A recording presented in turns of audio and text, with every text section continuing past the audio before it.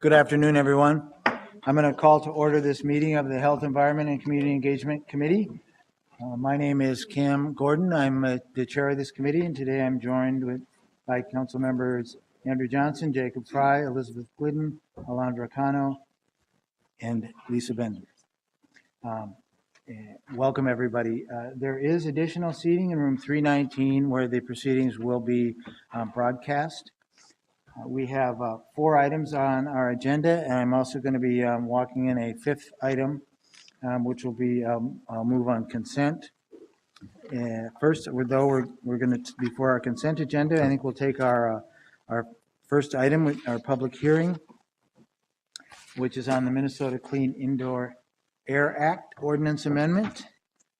This is amending Title 11, Chapter 234 of the Minneapolis Code of Ordinances relating to health and sanitation, indoor smoking, adopting the Minnesota Clean Indoor Act, and broadening the regulation of electronic cigarettes and electronic delivery devices. Before we open the public hearing, we'll get a staff report, and our Commissioner of Health, Gretchen Musicant, will give that report. Welcome. Thank you, Mr. Chair, members of the committee.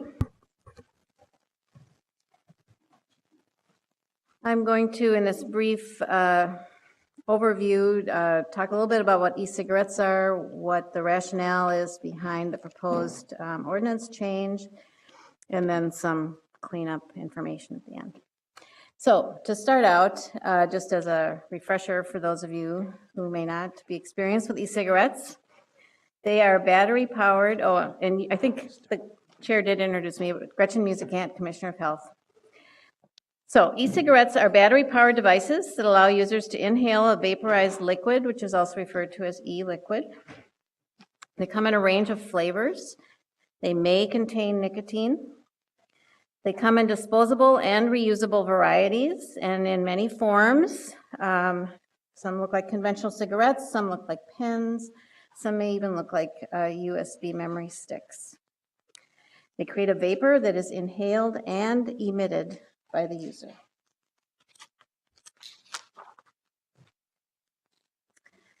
So I'd like to give you a little chronology of some of the clean indoor air laws and the Minneapolis role in those.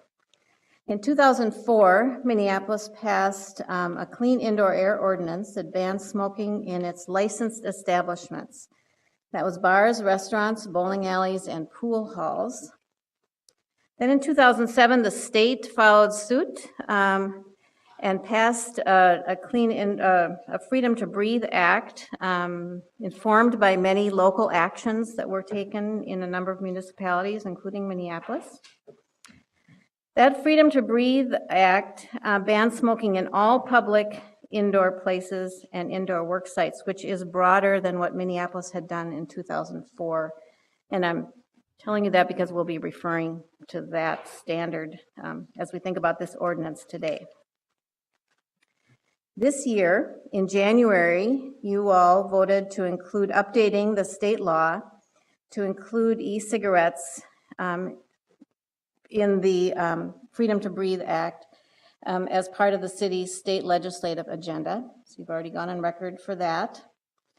In May, Minnesota did pass a law prohibiting use of e-cigarettes in a few venues, not as broad as the Freedom to Breathe Act applies, but they are banned in schools, healthcare facilities, licensed child cares, government buildings, including the City Hall, University of Minnesota, and Minskew schools.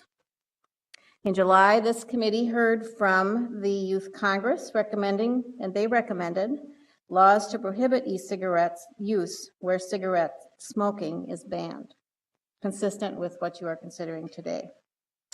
And then in October of this year, you again acted on an issue related to e-cigarettes when you passed policy prohibiting e-cigarette use in city-owned facilities and vehicles.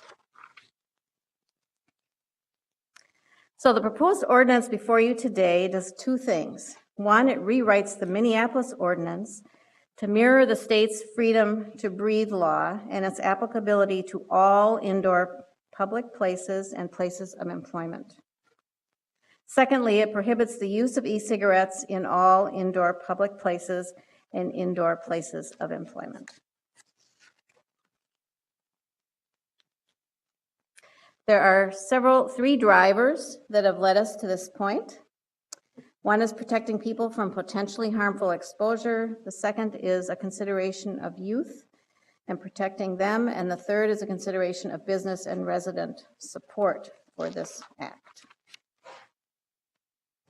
So the first driver is to protect people from potentially harmful exposure.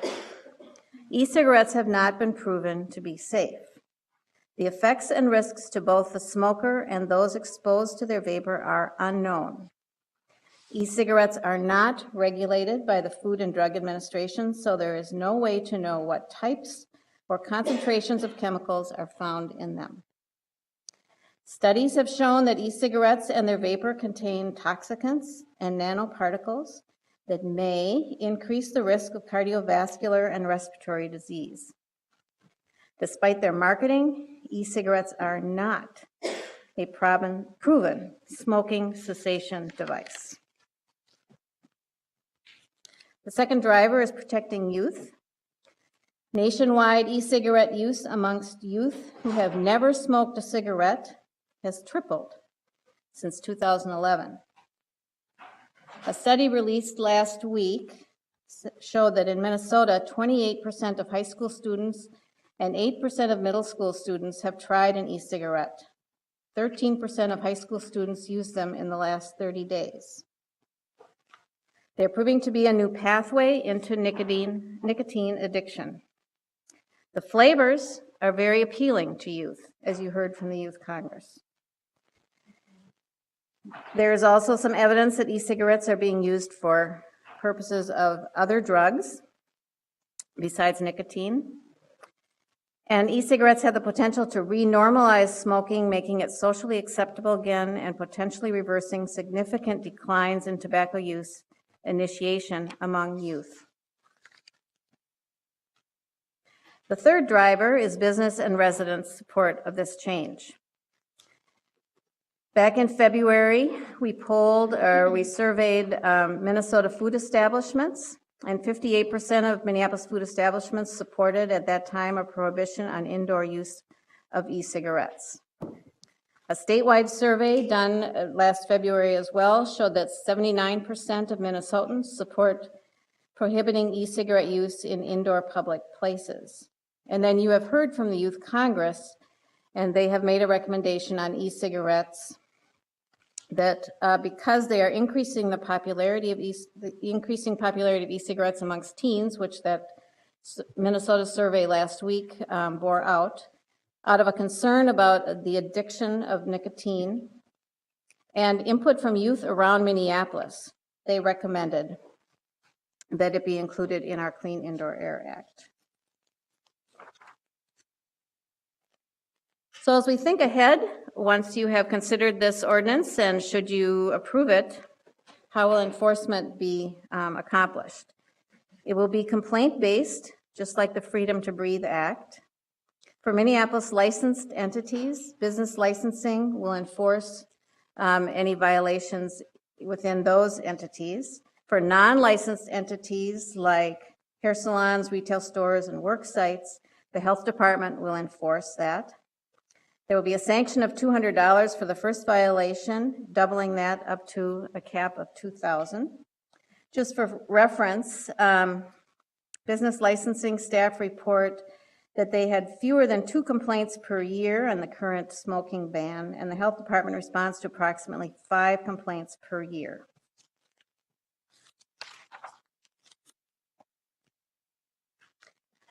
The limitations of this ordinance, what it does not do. It does not change the current sampling provisions. It does not prohibit people from using e-cigarettes in private places or outdoor public places.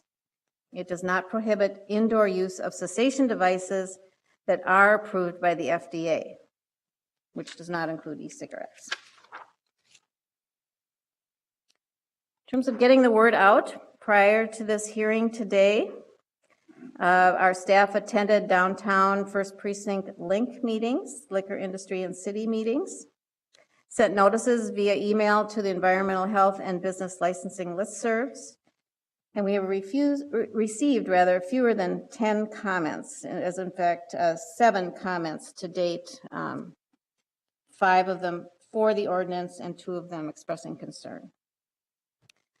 After passage, to get the word out, we plan to have press releases to the major media, notices to health and business license listserv, and then we have implementation materials on our website, and we'll distribute those through the listservs, things like sign templates, instructions for implementing the law, and tips that venue owners and employees can use if there's a violation. I'll now stand for questions if there are any. I don't see any questions. I see a question. Councilmember Frye. Thank you, Mr. Chair. I think I know the answer to this question, but Ms. Musicant, what constitutes a private space? Do you know the definition of that? Mr. Chair, Councilmember Frye, I would have to look around the room. Perhaps See Mr. if there was Fussy. someone who could help me with that. Yeah, perhaps the city attorney could help us. Would like to weigh in on what constitutes a private space. Thank you, Mr. Chair and committee members. Private space would include any residence or a private vehicle. A public space simply means a place that is held open to the public. Is there any circumstance where a business could be a private space? A business that is accessible to the public is still a private space? I believe that would qualify as a public space, and it doesn't change the enforcement of that term as it has occurred for the past 6 or 7 years since the Freedom to Breathe Act was adopted. So no changes are being made with the definitions of what a public or private space is. Certainly a business that employs individuals would qualify as a public space. Okay, so clearly a restaurant or a bar would still constitute a public space. I'm thinking about more of a corporate atmosphere, like a law firm or like a Target, something like that. Well, those still fall under the purview of the Clean Indoor Air Act in terms of a public space, Okay. a law firm or a place of employment like that. Thank you. Thank you very much. I don't see any other further questions, so thank you very much. Appreciate the report. I do want to call attention, at least to my colleagues here and others, that my intention is to move a substitute motion with only one word. You should have it in front of you, and there are some copies available up there. But it just has to do with when adverse license action will be taken. I added the word repeated in front of violation, so it's when there's repeated violation of any provision of this chapter shall be adequate grounds for the denial, refusal to renew, revocation, or suspension of a license or permit. That's the only change in what I'm going to be moving forward. People can comment on that or anything else. Now, in terms of the public hearing, my plan is to alternate between those who are opposed and those who support that as they've identified themselves on the sign-in sheets. We're asking everybody to keep their comments down to 2 minutes. We have a timer over there, so if you can note that as it runs down and try to summarize at 2 minutes, I would appreciate that greatly. There's still an opportunity to sign in over there. But as things move on, if you've already heard a lot of your arguments and points being made, you don't necessarily have to repeat them, but you can just note that you are supporting previous comments, and that might be helpful. The first person I have on the list here is Noelle Mill, and Noelle can come forward, and the second person will be Gail Arnold. And the vice chair of the committee will set the timer, and if you can give us your name and address for the record, that would be appreciated. Sure thing, Council. Noelle Mill, Apple Valley, 14305 Fridley Way. I'm a non-smoker. I quit 8 years ago, but I'm a vendor for these guys to a lot of the different entities, and I wasn't quite sure about being in that atmosphere, okay? Because there's a lot of, vaping going on. But I watched time after time after time, their customers come in and say, haven't had a cigarette for 2 weeks. Haven't had anything to smoke for 2 months. over and over and over. And I remember how hard it was for me to quit. The times I tried and tried and tried, and I finally did succeed. But man, they sure are making it look easy. My background is real simple. I sit on the Park and Rec board. I'm a program director for one of the lacrosse programs down there. I watch the kids in my neighborhood. I watch the kids in our city. And what I'm seeing is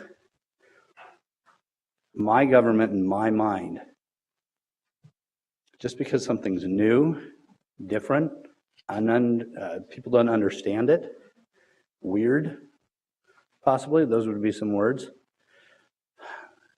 against a maybe, unknown. Those are a lot of words that were tossed up into there in some of the definitions.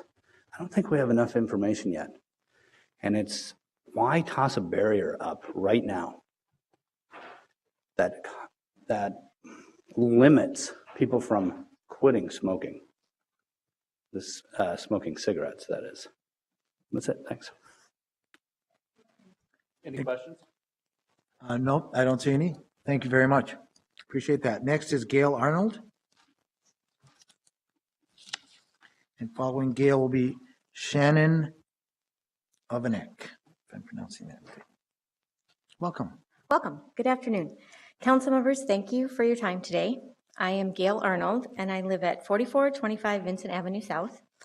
I'm a mother of 2 boys, ages 10 and 12. I have practiced as a physician assistant in family practice for 18 years in the state of Minnesota. I am also a business owner. My husband and I own the Great Harvest Bakery in Linden Hills. I am concerned about public use of e-cigarettes because we currently do not know the long-term consequences of vapor exposure on the general public. The prescriber's letter, a trustworthy medical publication, has acknowledged concern about secondhand vapor exposure. As a business owner, I don't want my customers, employees, or the food we bake to be exposed to e-cigarette vapor. I'm also concerned as a mother because of the rising popularity of e-cigarettes appealing to children.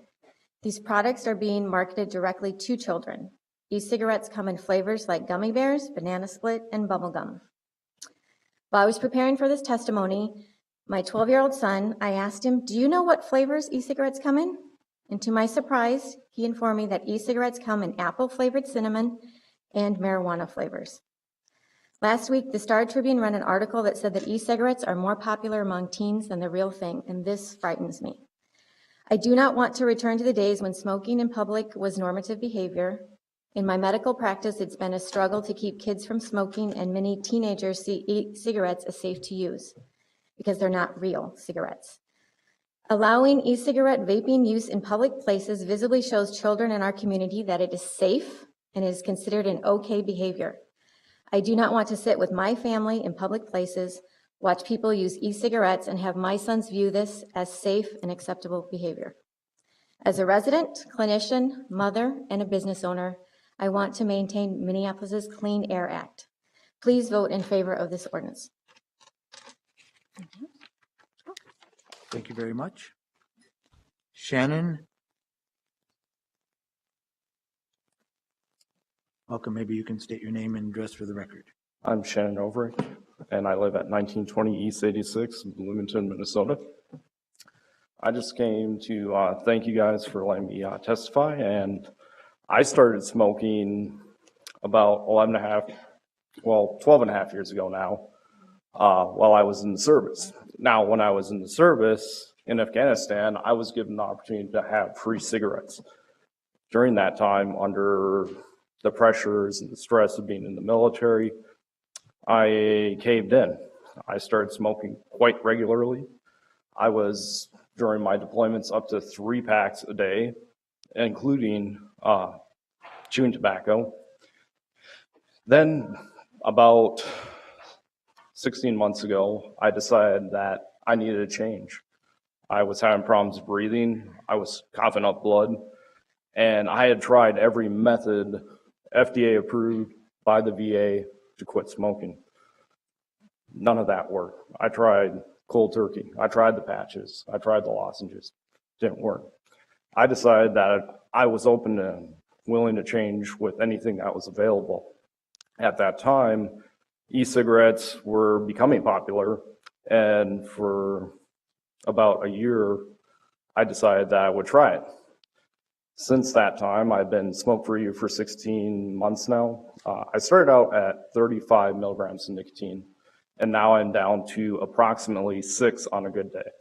So I think when it comes to banning e-cigarettes, something we don't really know about, I think that we should really consider, well, the fact that we'd be put out with the smokers. And good example, I go to the VA.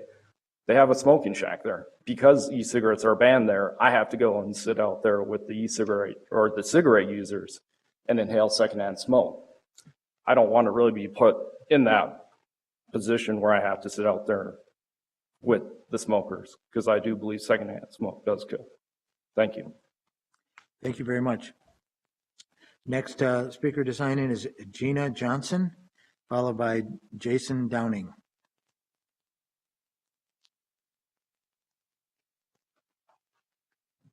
Chair Gordon and council members, my name is Gina Johnson. 2706 Lowry, Minneapolis.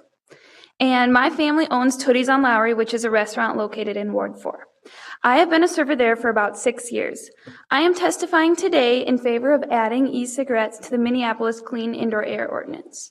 At Tootie's, we decided to prohibit the use of e-cigarettes inside our restaurant.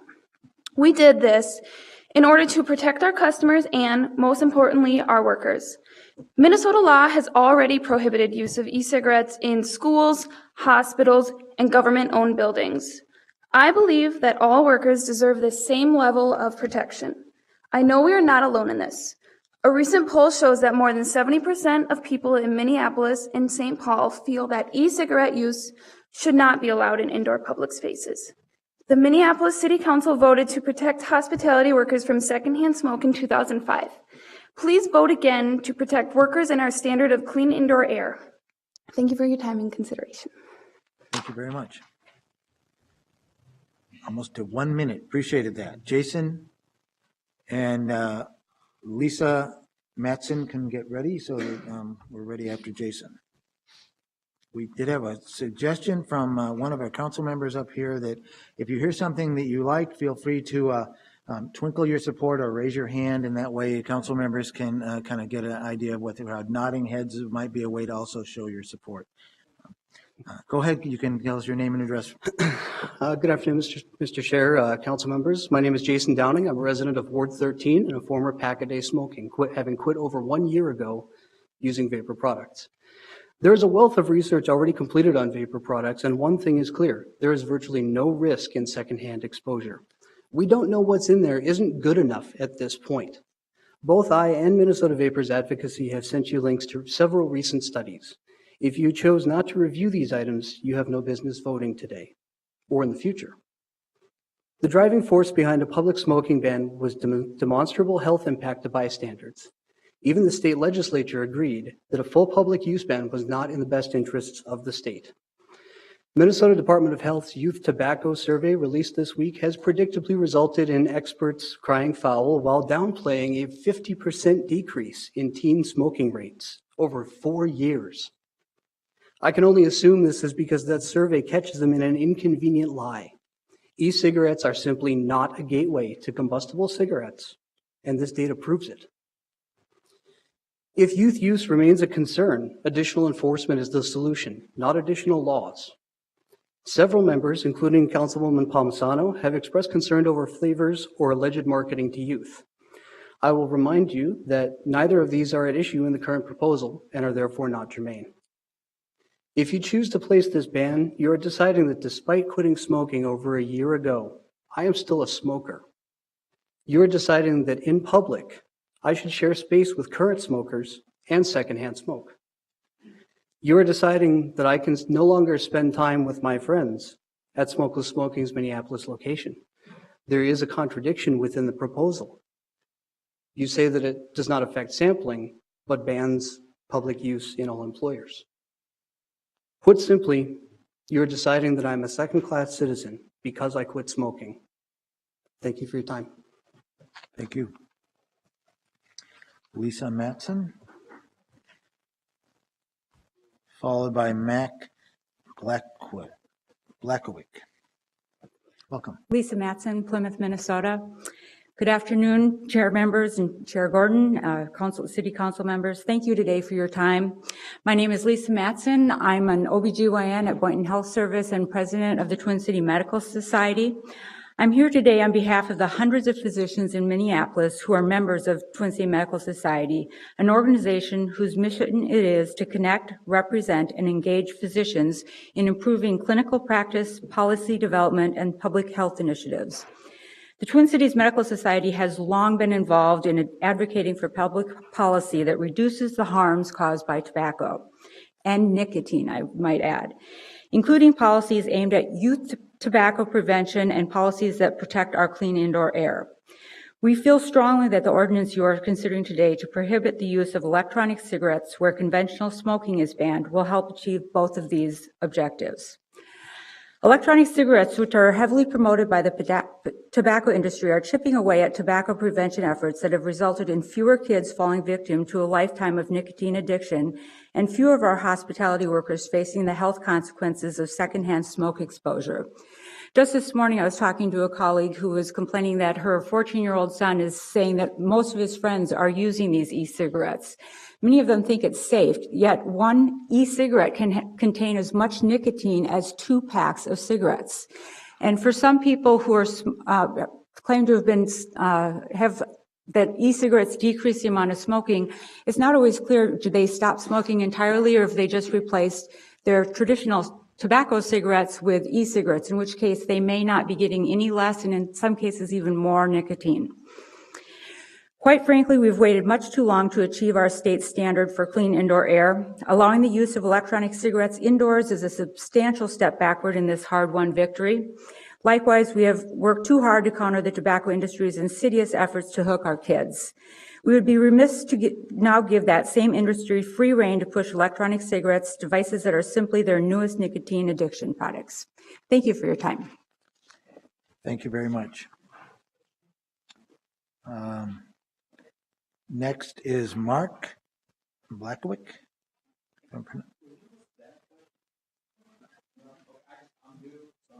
That's okay.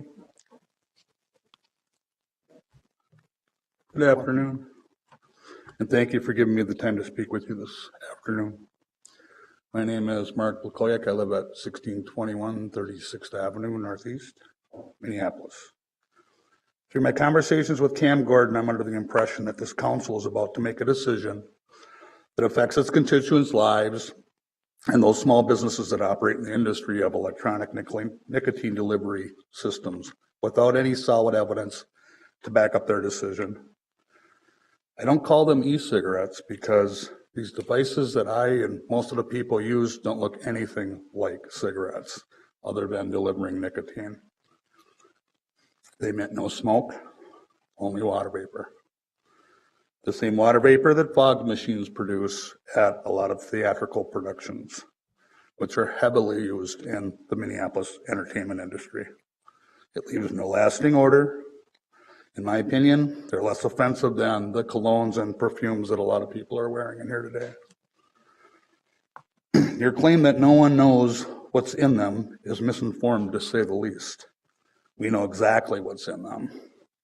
Pharmaceutical grade nicotine, USP food grade vegetable glycerin, USP food grade propylene glycol, and USP food grade flavorings, all FDA approved. All of which can be found at your local food co-op too. A lot of health food stores carry all this stuff other than the nicotine solution, so it's not like it's hard to get a hold of. All of these substances can be found abundantly in processed foods. Based on gas spectrometer readings on the vapor emitted from electronic nicotine delivery systems, the compounds in the vapor is notably less harmful to human health than the clean air that this legislation is trying to protect. And there are many other studies that back that up. I'm not talking about surveys or YouTube videos or op-ed pieces at Forbes magazine. So I ask you, given the mounting pile of evidence and scientific research, it's all pointing to the ends being an alternative method for smokers to successfully quit. Why is the city of Minneapolis considering to remove freedoms of businesses to manage themselves and telling people who have chosen this method to quit smoking that they're still smokers and need to go stand outside with them and breathe in the same toxic chemicals from cigarettes that they've managed to get away from? I'd also like to add that over 400 bars and restaurants were closed after the last ban in 2004. Property taxes went up and property values went down. And I'm sure this will have that same effect. Thank you for your time. Do you have any questions for me? Thank you. I don't see any questions. Thank you. Michael Tedfold is next.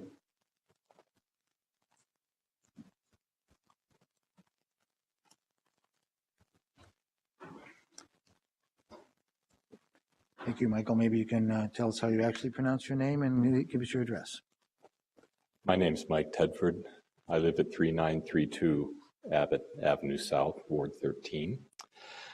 Council members, Chair Gordon, thank you for the opportunity to provide some information from our perspective. I am an ear, nose, and throat surgeon practicing at Abbott Northwestern Minneapolis Children's Hospital, and my testimony will amplify what you heard from my colleague, Lisa Matson. Specializing in diseases of the ear, nose, and throat, I see firsthand the devastating consequences of tobacco use. I'm the surgeon who snips out a cancerous tongue, removes the adjacent cancerous upper jaw, carves out the mandible where the tumor is extended, and removes the voice box of somebody who has a cancer as a result of smoking. I also see the results of secondhand smoke in children whose parents are unfortunately addicted to nicotine. I treat irritation in the upper aerodigestive tract, which means I see kids with bad ear infections who need tubes placed in their ears because their parents cannot quit smoking. Chronic sinus disease and enlarged adenoids with secondary infection in the tonsils, and children who need surgery because their parents cannot quit smoking. Unfortunately, many patients think that electronic cigarettes are a safe and effective way to quit smoking. You've heard such testimony today. This is simply not the case. There's mounting evidence that aerosol produced by these products contains ingredients that are known to be dangerous, including, according to a recent Journal of the American Medical Association, diacetyl, which irreversibly damages tissues in the lung. Those tissues the same as the ones I manage in the upper aerodigestive tract. Furthermore, like addictive and deadly conventional tobacco products, electronic cigarettes contain nicotine, often at levels much higher than what's found in cigarettes, as Dr. Matson testified. Nicotine is not an innocuous substance. It leads to atherosclerosis, congesting the arteries that supply the heart, leading to heart attacks, congesting the arteries that supply the brain, leading to stroke, and supplying the extremities, leading to non-healing wounds in the lower extremity, the leg and the foot, that ultimately require amputation. You can tell I'm a surgeon. It's a highly addictive drug that acts directly on the brain's reward pathways and has the ability to alter the trajectory of brain development, especially in teens. If you could conclude, it would be good because your time is up. By voting to approve the measure in front of you, it's a vote to improve the safety of the citizens of Minneapolis. Thank you for your good work. Thank you very much. Next up, I believe we have a Megal, or perhaps it's Megan. And then following that is Leticia Veltal.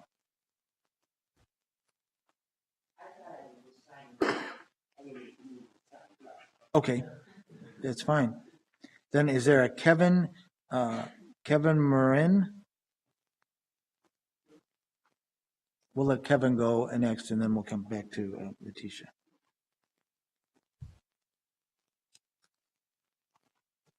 Good afternoon, ladies and gentlemen. I'm Kevin Morin. I have a business at 3009 Lindale Avenue South in Minneapolis. I currently reside at 52112 190th Lane in Lake Crystal, Minnesota. This is important enough that I drove over 100 miles this morning to make sure I could address you folks. I got into this business because my wife of 20 years, has smoked for over 35, and has tried all of the conventional ways to quit smoking. Nothing had worked. She got an electronic cigarette as a gift way before I opened a store. And after a year's worth of use and her not having one cigarette, I realized that this was actually a really good thing. Did my studies. Europe is so far ahead of the U.S. They're decades ahead. There's a number of studies in Europe that have all shown that there is no harmful side effects. No, I shouldn't say side effects, to secondhand smoke from an electronic cigarette. Okay. When we opened our business, we had many people coming in and wanting to have an alternative to smoking. I don't think you'll find anybody in our group that doesn't oppose tobacco cigarettes any more than we do. Smoking is harmful to your health. Vaping, I don't think has been proven that it is.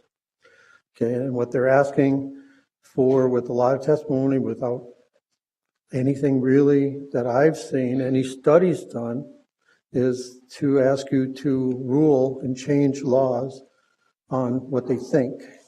Okay, don't think that's a good practice, but I could be wrong there. That's about all I have for you folks. I am a non-smoker, by the way, and I have no problems with electronic cigarettes. I think bars and restaurants and public places should have the voice, and if they do not wish you to smoke in there an electronic cigarette, by all means, I don't think there's anybody that would disobey that. So we will and do appreciate your time today. Thank you. Thank you very much, and appreciate you taking the time and trouble to come and speak to us. Next is Leticia Beta, and then followed by Gregory Conley. Welcome. Committee Chair and council members, thank you so much for letting me speak today. My name is Leticia Vital, and I'm a resident of Ward 2, but I work in Ward 5 at North Point Health and Wellness Center, a community clinic, and I'm here today to ask you to pass the proposal that would add e-cigarettes to the Clean Indoor Air Act. And this is not to ban the use of e-cigarettes, but it is to add it into the Clean Indoor Air Act, where people can't use e-cigarettes in public places. As a part of my job, I work with youth in North Minneapolis on tobacco prevention. The youth that I work with tell me daily that e-cigarettes are becoming more and more popular amongst young people. With that being said, the 2014 Minnesota Youth Tobacco Survey results were just released, and they support what I hear from the young people every day. These surveys result revealing concern about information on e-cigarettes by Minnesota high schoolers. The survey showed that 28% of high school students have tried e-cigarettes. 13% of high school students have used or tried e-cigarettes at least once in the past 30 days. And nearly 1/4 of Minnesota high school students would have tried e-cigarettes had they never tried conventional tobacco products. So these young people haven't tried regular tobacco products, but they have tried e-cigarettes. Nicotine is highly addictive, as we all know, and harmful to the development of adolescent brains. Youth should not be using it or exposed to it in any form. I urge you to do whatever you can to assure that these products stay out of the hands of young people. By voting to prohibit the use of e-cigarettes in public places, you are helping send the message that young people, that these products are not safe, because we know that they think they're safe because they're not cigarette products, tobacco products. So thank you so much for your consideration. Thank you very much, Leticia. Now, I believe that Gregory Conley and Alex Carlson here, are, based on the note and the little arrow here, wanted to sign up for this time together. So if you would like to combine your time, I totally understand. Alex Carlson, and I cede my time to Gregory Conley. So we'll let you run a little bit longer. Thank you. My name is Gregory Conley, 231 Church Road, Medford, New Jersey, 08055. I am here representing the American Vaping Association, a nonprofit advocacy organization that represents and advocates for small and medium-sized businesses in the vapor product and electronic cigarette markets. We are not here representing big tobacco. The Minneapolis and nearby retailers here representing the vapor product industry do not sell products sold by big tobacco. And I am here today to urge you not to treat smoke-free, tobacco-free, and tar-free vapor products the same as you do deadly combustible cigarettes. Instead, Minneapolis should take a mature and responsible approach and recognize that this is not an all-or-nothing approach. First, most importantly, the council should seriously consider exempting vape shops, shops that do not use any tobacco leaf-containing products. Allowing usage in vape shops only makes sense. Retailers have to troubleshoot products. They have to teach new users how to use the products. There is no public health threat from allowing usage in e-cigarette retail stores where all the workers there already use electronic cigarettes. I submitted 8 pages of written testimony that should have been handed out to you. In that testimony, I note that tonight, the city of Baltimore will be likely doing a third reading sent to the mayor, likely by a 13-to-1 vote, that will ban vaping where smoking is banned, but exempt vape shops and allow bars and restaurants to make their own choices about the matter. If they want to allow usage, they simply put a sign up in the window saying electronic cigarette usage is allowed. According to the Minneapolis Vapors here, there are approximately 50 bars and restaurants in Minneapolis that welcome vapor product use depending on the time of day and the circumstances. Why can these businesses, when you have the bakery, the restaurant worker here, self-regulation is working. Businesses that do not want e-cigarette use are reacting and banning use. So please consider the Baltimore Compromise. Most people would be happy with that, although of course we urge you not to take any actions beyond state law. Now we do not have time to analyze every claim made by the city council staff and their staff report as well as opponents. But what essentially it boils down to is a misunderstanding of the largest principle of toxicology. The dose makes the poison. In my written testimony, I go through claims that have been made about metals, volatile organic compounds, PAHs, and particles. With regard to particles, they keep saying ultrafine particles, but what they fail to leave out is that smoke particles that cause harm, whether or not it's cigarette smoke or a wood fire, those are solid particles. E-cigarette vapor contains no solid particles, aerosol droplets. So the same effect that you get from inhaling an e-cigarette vapor is the same effect that you get from sitting in a sauna for an hour.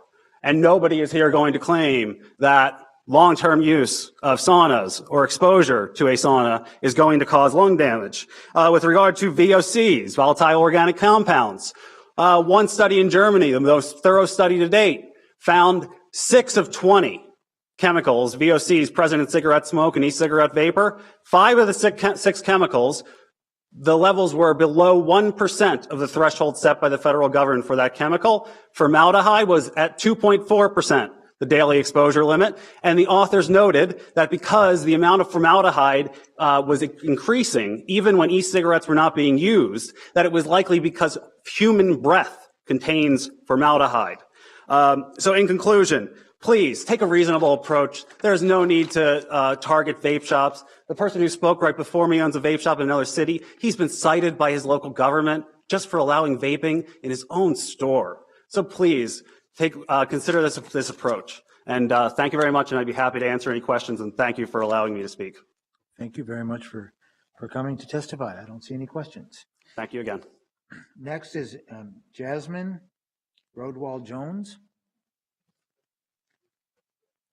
Jasmine will be followed by Angie Griffith. Welcome. Hi, my name is Jasmine Riddell Jones, and yes, that's awesome that you pronounced that correctly because most people don't. I go to Washburn High School. I live in Ward 8, and I'm here as a representative of the Minneapolis Youth Congress, No Decision About Us Without Us. And this past summer, we presented to this committee of our tobacco initiative, and one of our recommendations was to prohibit electronic cigarette use indoors. I am here today to ask you again to please support this recommendation. E-cig use is increasingly popular among the teenagers of our city. As part of the investigation, we surveyed youth tobacco users and found e-cigs are almost as popular as regular cigarettes. And many kids use both. So a lot of people get it at stores that if they don't have time, if they run out of the actual e-cig, just go back to cigarettes.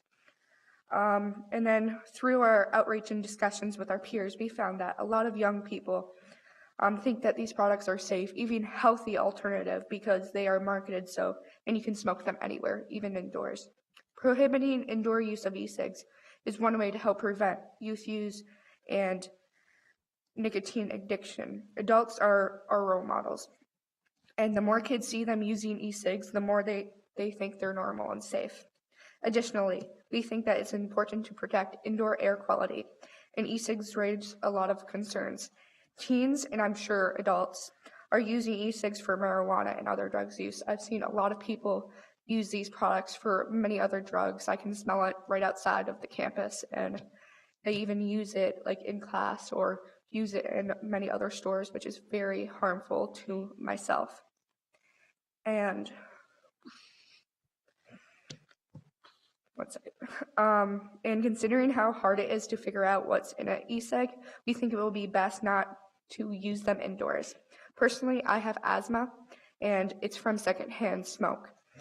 And I am concerned about the effects that it will have on myself and other people who have asthma and bronchitis and other respiratory diseases from the e-cig vapor, because we do not know exactly what's in it and exactly how harmful it is to ourselves. And it can come from nicotine, marijuana, or any other substance e-cigs are used for. Thank you for your time in considering this. I hope you will continue to make sure Minneapolis is a safe and healthy place. Any questions? No? Thank you so much for being here. Thank you. Next is Angie Griffith.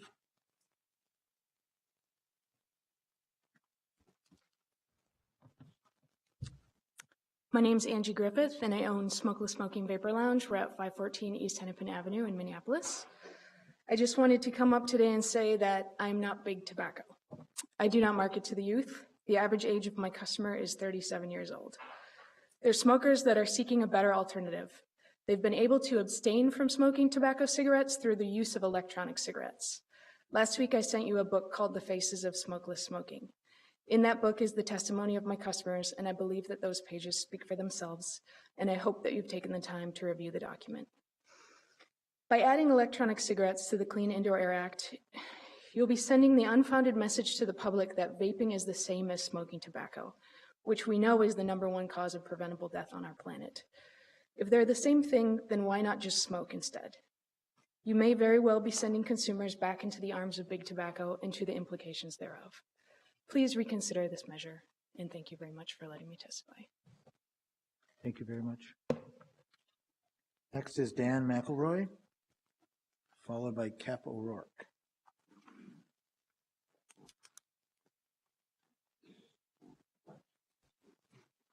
Thank you, Mr. Chairman and members. My name is Dan McElroy. I represent the Minnesota Restaurant Association and the Minnesota Lodging Association, with offices at 305 Roselawn Avenue East in Maplewood. Thank you, Mr. Chairman, for the opportunity to say a few words and for your very helpful one-word amendment. That was our principal reason for being here. We were concerned that number 2 on the ordinance would provide significant consequences potentially for a single violation. We're concerned that vaping is more stealthy and a little harder for servers or bartenders or hosts to see. I surveyed the members of both associations, met with most of the general managers of the hotels. We did not get any objections to the ordinance. Got some compliments that it would make their lives more consistent because of having e-cigarettes handled exactly the same way as tobacco cigarettes, regular cigarettes. We certainly know there are some members of the Restaurant Association who allow vaping, and I don't pretend to speak for all of them. We may get some objections, but in general, the industry finds, first of all, the approach to simply following the Clean Indoor Air Act to be a good and consistent one. Now that the penalty provision, I think, has been corrected, the ordinance appears fair to us. We certainly have no opposition. The majority of my members support the ordinance. Thank you. Thank you very much for being here. Cap O'Rourke, followed by Kevin Lewis. Mr. Chairman, members, thank you. My name is Cap O'Rourke. I am here today representing the independent vape retailers of Minnesota. My address is 5816 10th Avenue South. I am living in Ward 11.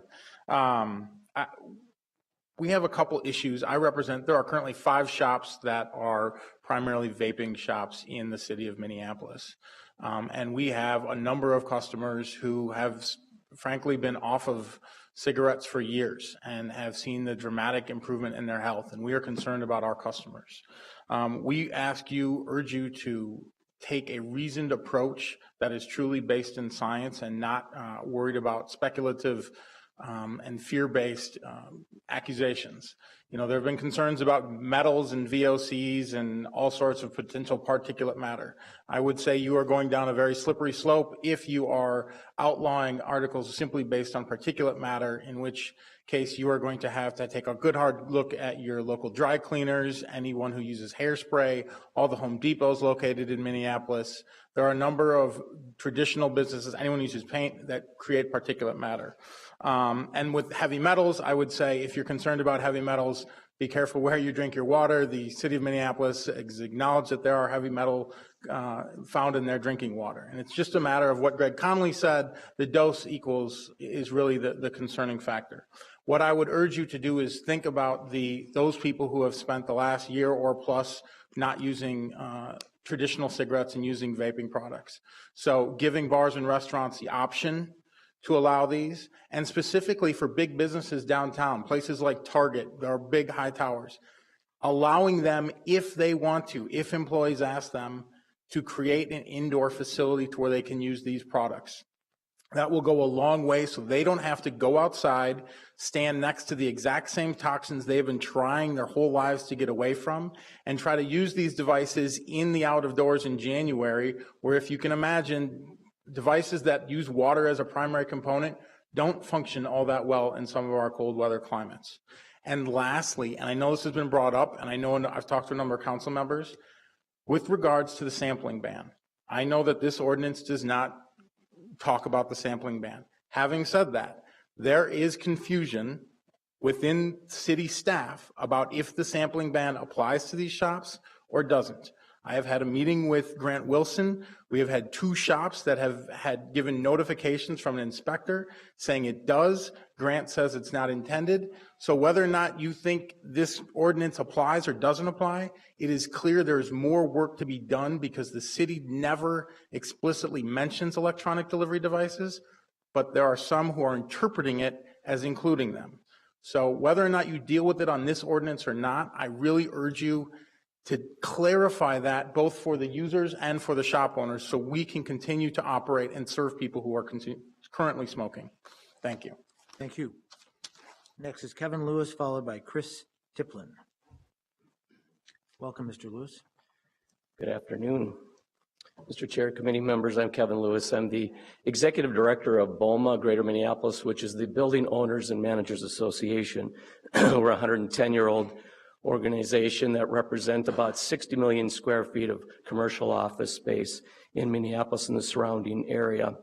I did send a position statement on behalf of all of our members, and it basically says with the advent of e-cigarettes, there's a severe challenge associated with the management and enforcement of potential conflicts arising from the use of electronic nicotine delivery systems, vaping, e-cigarettes, and indoor environments. BOMA Greater Minneapolis and our members strongly support the proposal to amend the current ordinance by treating such devices similar to regular cigarettes as detailed in the Minnesota Clean Indoor Act, and goes on from there.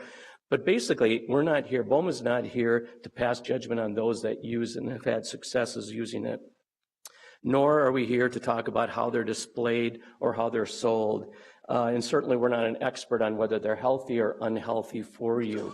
What we are here for is that we want to take the guesswork out of the enforcement of whether it is vaping or if it's a real cigarette within the commercial office space environment. We would like to see a creation of a risk and worry-free environment for those employees that are the business tenants that are the customers of our landlord owners. I have talked to our government affairs, our executive committee, and our full board. And I've also asked property managers throughout our membership, and I asked them if there has been a groundswell from the employees of the tenants wanting to see e-cigarettes available in the building, and the answer is basically none. Really, in conclusion, the onus to identify, differentiate, and enforce whether the device an individual is using is emitting dangerous chemicals into the air within a building should not rest with the commercial office building management or the security companies they may employ. We endorse the City of Minneapolis adopting the Minnesota Clean Indoor Act and broadening the regulation of e-cigarettes and electronic devices. And as you may know, Bloomington is going to be looking at this tonight. I'll be testifying there. And Hennepin County is also looking at their own ordinance as it pertains to this. Thank you very much for your time. Thank you very much for being here. Next is Chris Tipton, followed by Phyllis Kahn.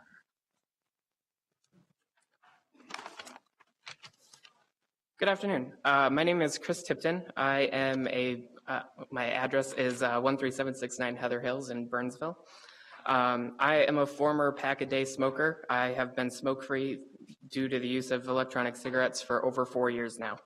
I'm also currently the president of a group called Minnesota Vapors Advocacy, which is an all-volunteer grassroots organization representing Minnesota consumers of smoke-free vapor products, commonly known as electronic cigarettes or e-cigarettes. Minnesota Vapors Advocacy strongly encourages this council to oppose a public use ban on vapor products. The primary basis for the Minnesota Clean Indoor Air Act and public smoking bans throughout the country was conclusive scientific proof that secondhand smoke presents a risk to individuals exposed to it in public areas. As of today, there are no peer-reviewed scientific studies which conclude that secondhand vapor presents any significant risk to public health. In fact, there have already been several studies which conclude that there is no risk at all to bystanders. In 2012, the National Institute of Health published a study which compared the effects of e-cigarette vapor and cigarette smoke on indoor air quality. That study concluded that there is, quote, no apparent risk to human health from e-cigarette emissions. Earlier this year, BMC Public Health, a peer-reviewed journal, published a study by Igor Burstein of Drexel University, which compiled data on the chemistry of e-cigarette aerosols from over 9,000 observations. The study concludes, quote, there is no evidence that vaping produces inhalable exposures to contaminants of the aerosol that would warrant health concerns by the standards that are used to ensure the safety of workplaces. They finished their conclusion with this quote, exposures of bystanders are likely to be orders of magnitude less and thus pose no apparent concern. There are several other studies that come to similar conclusions, and I encourage you to look at those. A public use ban actually runs counter to the goal of improving public health. By lumping a product that does not create smoke in with other combustible tobacco products, you are sending a message to your community that there's no difference between the two, and they might as well continue to smoke instead of switching to a healthier alternative. Additionally, by requiring that users of vapor products congregate in the same areas as smokers, you are unnecessarily exposing them to the known toxins and carcinogens of secondhand smoke, which they successfully got away from by switching. We have heard the argument that the use of vapor products indoors is a threat because it renormalizes the act of smoking. In fact, it normalizes the act of quitting smoking, as the vast majority of consumers are former smokers who have ceased using combustible tobacco products.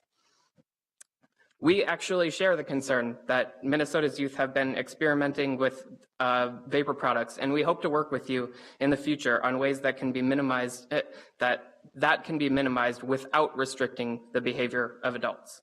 In conclusion, a public use ban on vapor products is unwarranted because there is no evidence that they are harming public health. A ban would create additional exposure to secondhand smoke, which does not exist today, and it sends a message to smokers in this community that vapor products are just as bad. And finally, a ban would severely limit a consumer's ability to find products in a shop that will work effectively for them. For these reasons, on behalf of Minnesota's consumers, Minnesota Vapors Advocacy strongly encourages you to oppose this ban, and I would be happy to take any questions. Thank you very much. I don't see any questions. Next speaker is Representative Phyllis Kahn, followed by Jason Gazy. Good afternoon. Thank you, Mr. Chairman and members. I'm very pleased to be here as the chief author of the Minnesota Clean Indoor Air Act, which was passed a very, very long time ago and was the first in the country. It's nice to get this late on the agenda because almost everything I needed to say has been said.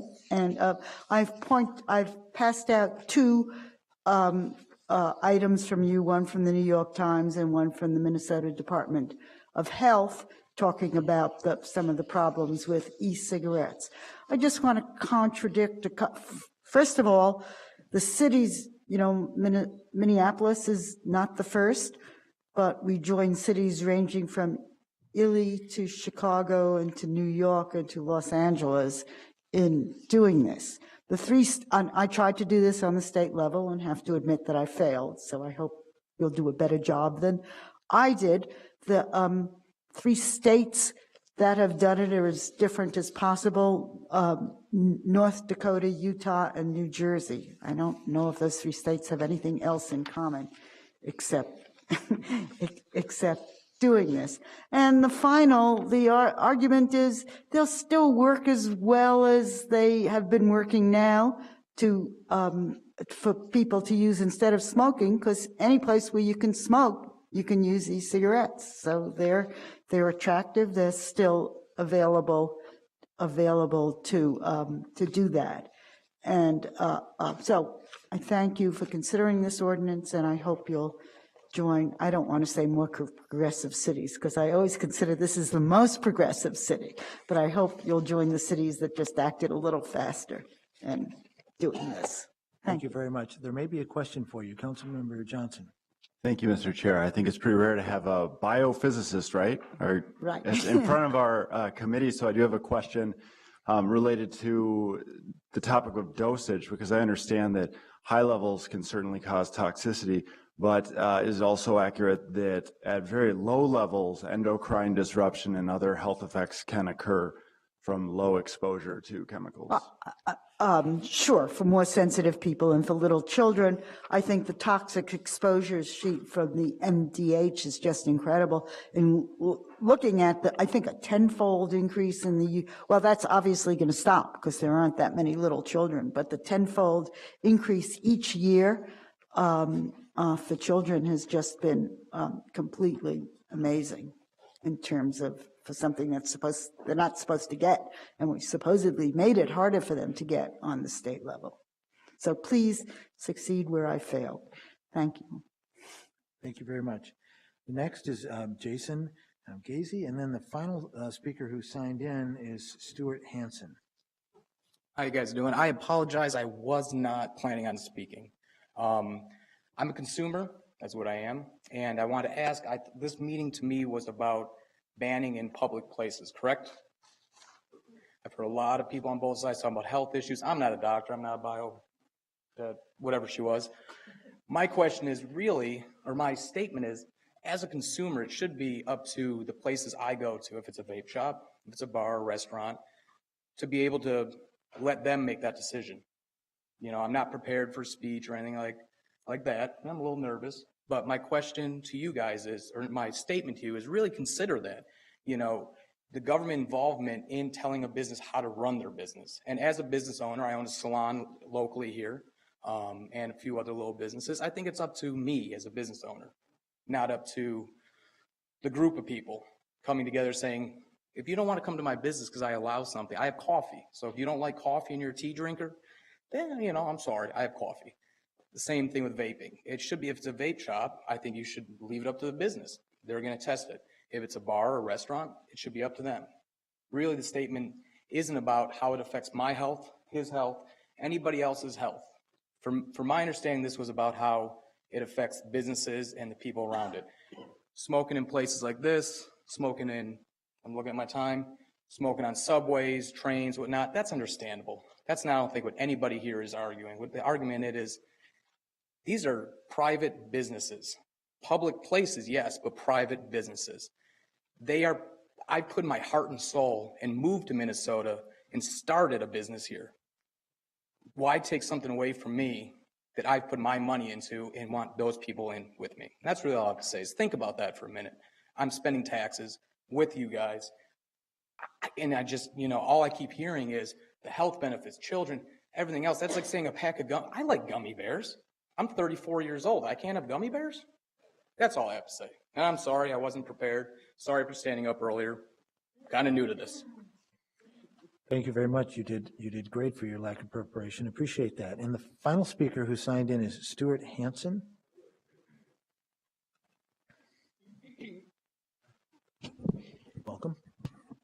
Mr. Chairman, council members, my name is Stuart Hanson. I'm a pulmonary medicine physician, practiced in the Twin Cities here for over 40 years, recently retired, I might say.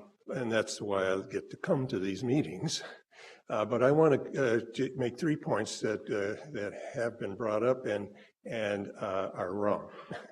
One is that nicotine is an addicting substance, and it is the most difficult addiction that we have to treat.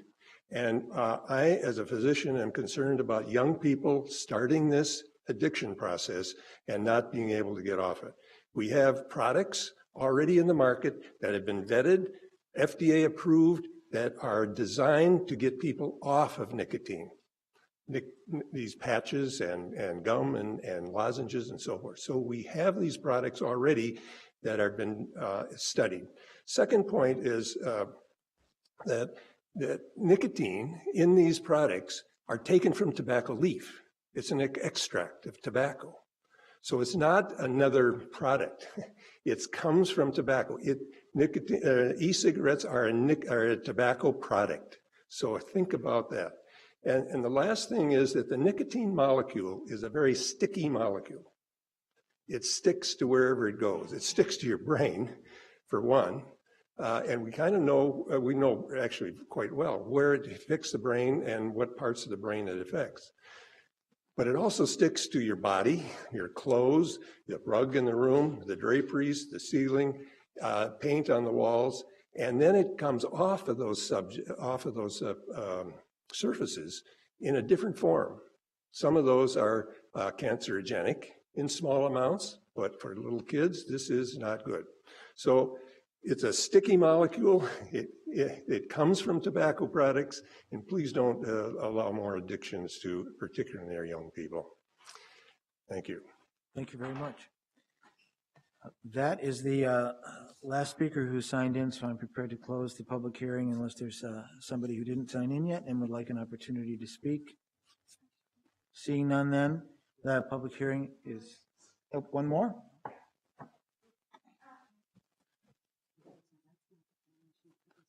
My name is Jennifer Swanson. I live in Richfield. I am a shop owner of an e-cig store. Address is 6808 Richfield. One of the things that I didn't prepare a speech, but that I didn't really hear anybody kind of address is the shop owners. If you ban the vaping, these devices are really technical. So you're not going to be able to show them how they work without firing them, which is going to be really hard for people to learn how to use them. They're going to go home. It could be dangerous for them not to, you know, have them used correctly. Also, the issue on children getting e-cigs. We ID everybody when they come in our store. The issue isn't, I think that's another issue that needs to be addressed. How are these kids getting these devices or cigarettes or drugs or whatever? And I have a 10-year-old daughter myself, and, you know, I would make sure that she wouldn't be getting a hold of these devices. So that's a whole other issue. I don't think that should be, the shop owners should be punished for just because, you know, kids are getting a hold of it. So that's basically all I had to kind of say. Thank you. Thank you very much. Well, then I'm prepared to close the public hearing. Did you want to speak on this issue? Yes. Okay, what's your name and address for the record? Peter Rickman, 2118 25th Avenue North.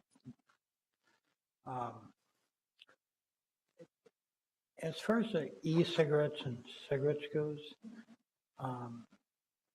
cigarettes are deemed to be extremely dangerous.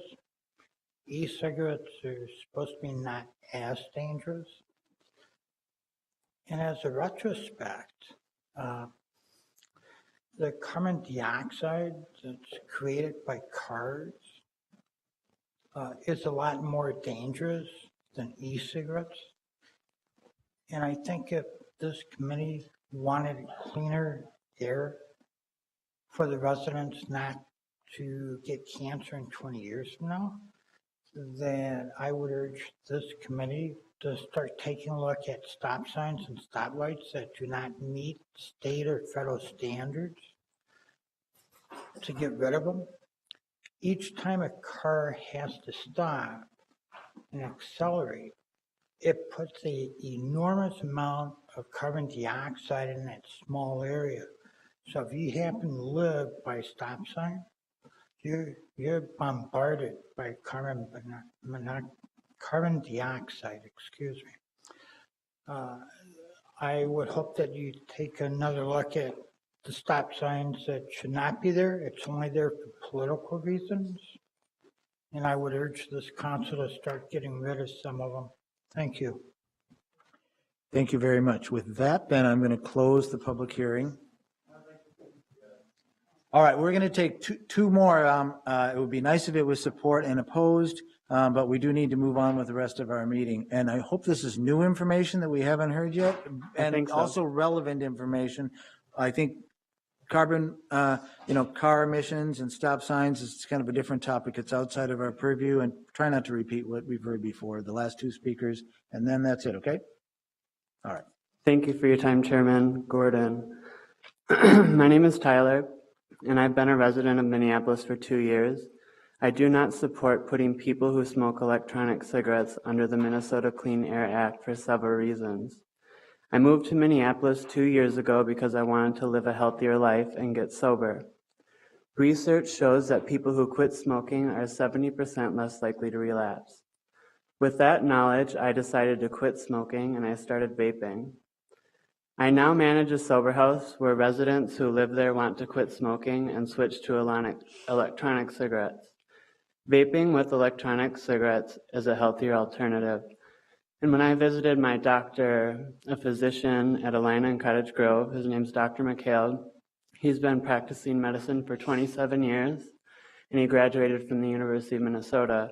And I had my electronic cigarette on the table, and he walked into the office, and he congratulated me for quitting smoking and vaping. And with this, I will close. The CDC estimates that 1,300 people die every day from smoking traditional tobacco, and 480,000 people die every year. How many people die from using electronic cigarettes? No one knows, so why are we making a rush to judgment? Thank you. Thank you. And our final speaker this afternoon, welcome. Hello, my name is Brady Noreen. I live at 6582 Lent Trail, Stacy, Minnesota. This is the first time I've ever been to any political or legislative event of any sort.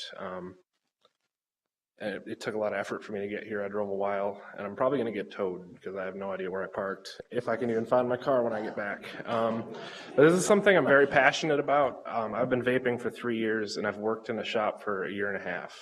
I've personally helped well over 1,000 people quit tobacco. And I guess I'm here, and I'm speaking on behalf of them. This is not a prepared speech. I just kind of have a few points to make. There was a doctor at some point that mentioned that, nicotine comes from tobacco. And he recommended, the FDA approved NRTs. Where does their nicotine come from? It comes from tobacco as well. And would these arguments still stand up should the nicotine be derived from, say, a tomato? There are tomatoes that have been, bred recently to produce even more nicotine than tobacco. I guess my opinion is that this, use of personal vaporizers indoors should be up to the specific businesses to decide and should not be decided by you guys. And I would finally like to thank Johnson for being attentive and looking at people when they speak. I appreciate that. Thank you. Well, thank you very much. With that, then, I'm going to close the public hearing and open it for discussion. I think for purposes of discussion, I'm going to move the ordinance forward as the substitute that you have in front of you. I want to make a couple comments. First of all, I really appreciate everybody, the thoughtfulness, the effort that it took to get down here for some of you, and the comments that you made. I think it helps us understand the issues more and get an understanding of what's going on. I think both sides are very respectful also of one another, and I appreciate that. One of the things that really resonated with me is the concerns about the vaping shops. I have to admit that I didn't quite understand all the technology. I had an opportunity to meet with somebody and understand that a little bit better. The intent of this ordinance is absolutely not to prohibit the kind of sampling or testing that goes on in the vaping shops that also we allow to go on in tobacco shops in terms of customer relations that go on there. I do understand that we may have actually created a hurdle there when we strengthened our ordinance to prevent some I think it was basically creation of hookah shops. You may recall that, those of us who were around last year. My understanding right now is that the intention isn't to enforce this in any of the vaping shops in terms of the vaping that might go on there. But I also recognize, as was pointed out, we may need to actually clean up our ordinance. I had the opportunity to talk with our staff before this meeting. The intention is to make sure that that everybody knows that this ordinance wasn't supposed to then make it illegal to sample in the shops, but also to come up with some language then to clarify that for the shop operators. So that's a piece that I will help follow up on. And that's probably about all that I can say in terms of supporting and understanding and hearing this other side than where I'm started from as the author of this ordinance. Although I also want folks to understand that that I think the city, government, me, we recognize that vaping is a better alternative, that especially if this helps people get free of their addiction to nicotine, I mean, that's a good thing, and we want people to understand that. I think my concerns come from hearing from the youth that this is actually a stepping stone to addiction to nicotine, and then the more affordable, easier to get, maybe easier to use kinds of tobacco products are there for them. Also, I want to be clear that just because we're banning it in these public places doesn't mean you have to go to the same smoking section as other cigarette users. I think there can be other alternatives. Establishments can set up any outdoor area that they want and those kinds of things. I think those are the end of the comments I wanted to make right here. We don't have to drag this on really long, but I'd like to see if there's other questions or discussion. Councilmember Johnson. Thank you, Mr. Chair, and I want to reiterate something you said about it makes sense to allow vaping in vape shops. First off, if there is any confusion about that, I know I've talked with Grant Wilson as well about this. I want to make sure we're very clear in that regard. It's like allowing cigars in a cigar shop. I mean, it just makes sense. I think it is wonderful to see so many people here speak up on both sides of the issues, and especially something I heard a lot of was that it was the first time for many folks. So I was very excited to see that. And I also wanted to say that I think it's absolutely wonderful and great that e-cigarettes have helped individuals quit smoking. That is wonderful. That is great to hear all these stories coming from individuals and to see how long individuals have been able to quit smoking for. I also believe that e-cigarettes pollute a lot less than conventional cigarettes.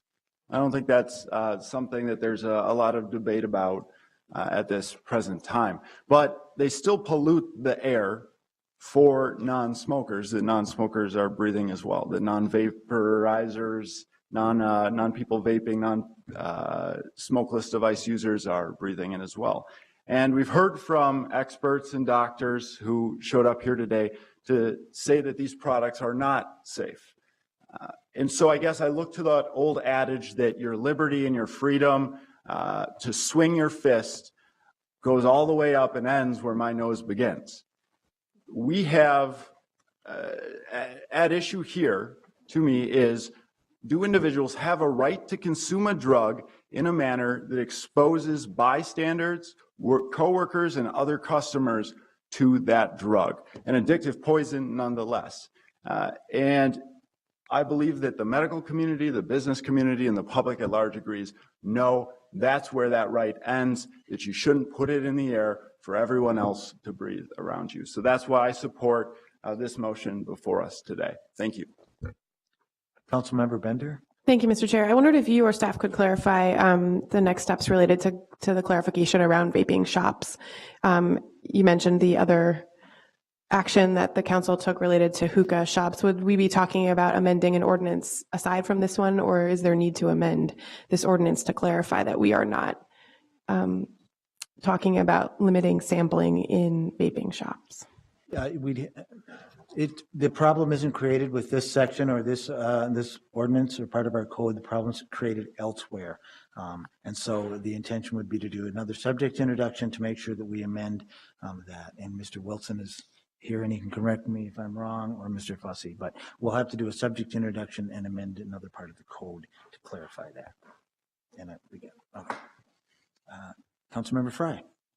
Mr. Chair, so I was checking into where it's referenced in other parts of the code right now. It's section 281.56, which refers to sampling. The problem there is it's very explicitly tobacco shops and tobacco products, so it appears that we would have to add a whole nother section to address e-cigarettes specifically and or explicitly put it into the ordinance that we're presently bringing forward, Chapter 234.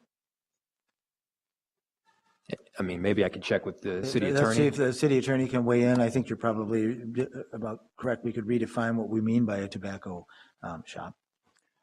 Mr. Chair and committee members, I think you're correct. The sampling ordinance didn't specifically take into account the business model that vape shops have. I'm not myself that familiar with vapor shops. I do know that I believe they are presently licensed as tobacco product shops, and Mr. Wilson can correct me as I'm wrong, and that's why they've been fit under the rubric of the sampling ordinance, as it does apply to tobacco product shops. And I think the definition of tobacco products is largely broad enough to include the products that are sold there, although I do agree, I think it would be worth this council's while to revisit that sampling ordinance, as it has been affected by past litigation dealing with the hookah lounges in which the city did prevail. But nonetheless, I think the present environment would warrant a revisiting of that sampling ordinance as a whole. Is that clear, Council Member? So, Mr. Chair, is this something that you want to revisit now, or do we need more time to kind of mull it over? I'm sort of leaving this up to you, but I do think that it's important that if the intent is to do something, that we explicitly say so in the ordinance itself.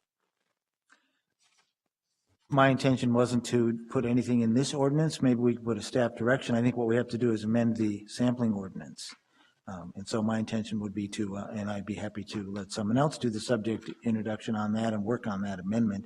But I know that Mr. Wilson from licensing has already teed that up and has been working with his staff to see what that could look like to make sure that we fix it. Thank you, Mr. Chair. Councilmember Bender. Thank you, Mr. Chair. If I may, I think I just want to clarify again, maybe for folks listening, that it's everyone's opinion that, including their city attorneys, that the intention of this ordinance is not to limit sampling. So what we would be doing would be clarifying the ordinance to reflect that, but there shouldn't be any enforcement in the interim. Is that correct? Mr. Chair and Councilmember Bender, that is correct. Thank you. Mr. Chair, if I may, I'm supportive of this ordinance change. I think it is responsible for us, given the lack of evidence either way, to make sure that we're taking the public safety into account. And I'm compelled also by the testimony from folks who represent the business community and the building community, that a lot of our businesses are actually asking for us to clarify this as policymakers. So I'm supporting this ordinance, and I'm also looking forward to us clarifying this issue that we've been discussing. All right, thank you very much. I don't see any other comments, so I'm going to call for the vote. All those in favor of the motion, please say aye. Aye. Any opposed? All right, that motion carries then. And thank you, everybody, for coming and being part of this discussion, and stay tuned, and for all the work from our health staff and others. And I'll just note also, I think that the Minneapolis Youth Congress can take some credit for raising this up to our level earlier, and hopefully they'll be celebrating. Now I'm going to move on to the 3 consent items. I also want to call everybody's attention to something that was passed out that's not on the printed agenda, at least council members here. This is a contract for the Minneapolis Resident Survey for 2015 and 2017. You guys can't hear? What's going on here? If you could take your conversations out of the room, that would be appreciated for those of us who are moving on to our next item. Thank you very much. There, I took some control. We have to go on with our meeting, so I can't chat now. Sorry about that. But thanks for coming. We're in the middle. 4 more. All right. Now as it's quieting down a little bit, I want to move on to our 3 consent items. And on the agenda, it says there's just 2 consent items, but there's actually 3 because there's one that was walked on today to approve a contract authorization for the Minneapolis Resident Survey. Then we also have on the consent agenda receiving and filing a report on uncontracted neighborhood funds. This was requested at our last meeting. It kind of gives some background information on that. And the 3rd item is just setting the public hearing for December 8th for our grocery stores ordinance amendment that was introduced at the last council meeting. Would anybody like to pull anything off? Councilmember Johnson. Mr. Chair, for item number 2, I do have a staff directive that I'd like to move forward. So if we want to deal with that matter separately or incorporate the staff directive into the motion. I think we could incorporate it into the consent items unless there's any objection to that from any committee members. This is I'll just let you know for those who don't have it in front of them, this is a staff direction directing staff to engage neighborhood associations and the NCEC in developing policy and procedural recommendations for the council, which would establish guidelines for allowable balance of unspent NRP fund allocations and require any neighborhood association not meeting those guidelines to develop a plan with specific timelines on how they will use those funds, as well as developing reporting and monitoring procedures for the deployment of these resources. So this is just asking the staff to come back. They would develop these then no later and present them back to the council no later than May 31st. So seeing no questions or concerns about that, I'll move that then as part of the consent agenda with the other 3 items. All those in favor, please say aye. Aye. Any opposed?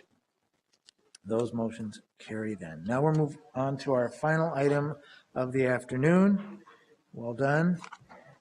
This is a report on the history of neighborhood revitalization program, the community participation program, and the neighborhood and community relations department.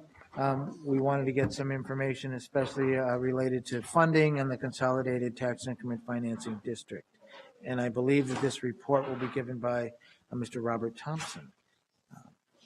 Are you all set to go, Mr. Thompson? Sure. All right, welcome. Okay, thank you. Chair Gordon and council members. What I'm going to talk about today, whoops, is this working? There we go. Okay. Is to give some background on the neighborhood programs from the NRP through the current neighborhood and community revitalization or neighborhood and community relations department, how that evolved, and also the TIF funds and how that relates to the programming. So anyway, so I'm going to start with talking about the origins of the neighborhood revitalization program back in the late 80s. The NRP was created in response to growing concern about neighborhood decline, falling population, and decaying housing stock. And here you can see what was happening from 1950 when we had about a population about 520,000, a significant decline through the 1980s. There was neighborhood decline, decaying housing stock. The federal government had pretty much abandoned urban renewal, and Minneapolis population was falling. According to a report from the Neighborhood Housing and Economic Development Task Force in May of 1988, the city must take the initiative to preserve and revitalize its physical structures and stabilize its tax base. And if unabated, these trends mean Minneapolis will crash and burn as a decent, livable city over the next 20 years. That was a quote from the then MCDA Executive Director, James Heltzer. And Mr. Heltzer added at the time that the elected officials 20 years from now cannot prevent this. We must have our neighborhoods effectively function as the basic building blocks of this revitalization plan. It is their planning, their priorities, their needs that are the driving force, the engine that will make revitalization a reality. So at the time, they proposed a 20-year neighborhood revitalization plan. And as part of that 20-year revitalization plan, the idea was that residents must be intensely involved. There must be a consistent strategy, which would be required to encourage private investment and ensure completion of tasks. That adequate funding would be needed on an annual basis. That funding strategies and commitments must be flexible to meet specific neighborhood needs, and that decision-making must come from the bottom up. And so that was the vision at the time. So in 1990, the legislature and the city council passed the NRP laws that linked financial resources from the TIF districts to implementation of neighborhood plans. They established what was called the Common Project. That was the set of tax increment finance districts downtown that provided the revenues for the NRP program. And the commitment would be $20 million annually for 20 years, from 1991 to 2010. So we moved into phase one of the NRP.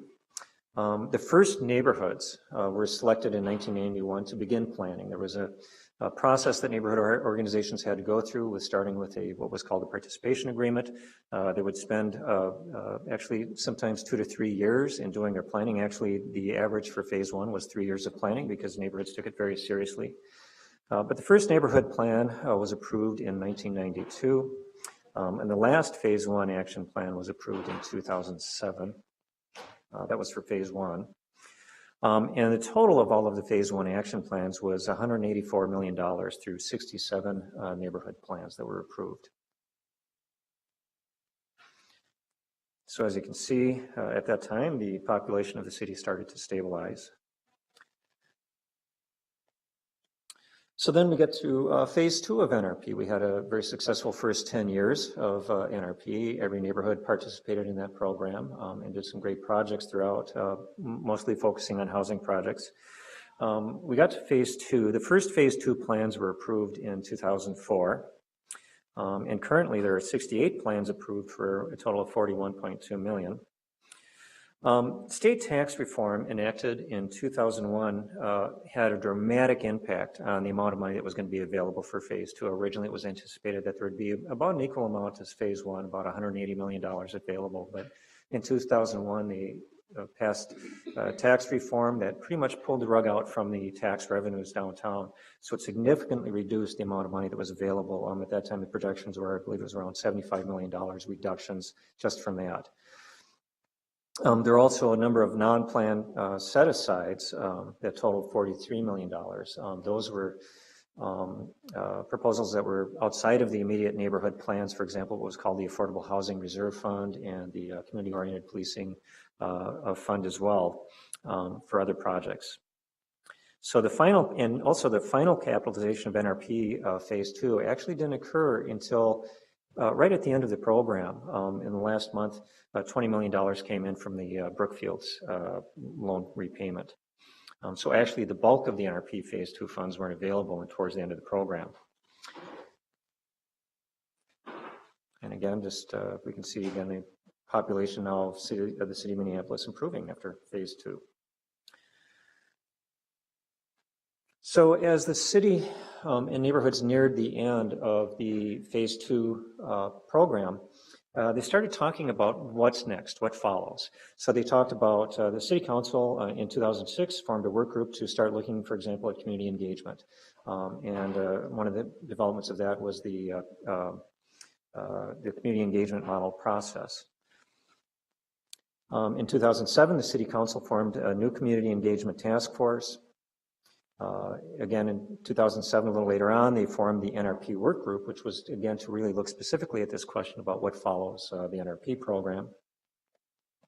And the City Council adopted the core principles of community engagement in December of 2007. There we go. So there's the, did I get that? Oh, and the NRP work group presented what was called the Framework for the Future in 2008. And that was the basic outline that said, here's the route we're going to go with the new department, the new Neighborhood and Community Engagement Commission. So here were the basic recommendations from the framework. to create the NCR department, to establish a Neighborhood and Community Engagement Commission, to provide new funding programs through the consolidated TIF for neighborhood organizations, closer alignment between city and neighborhood organizations, and expanding outreach and engagement to support for underengaged communities.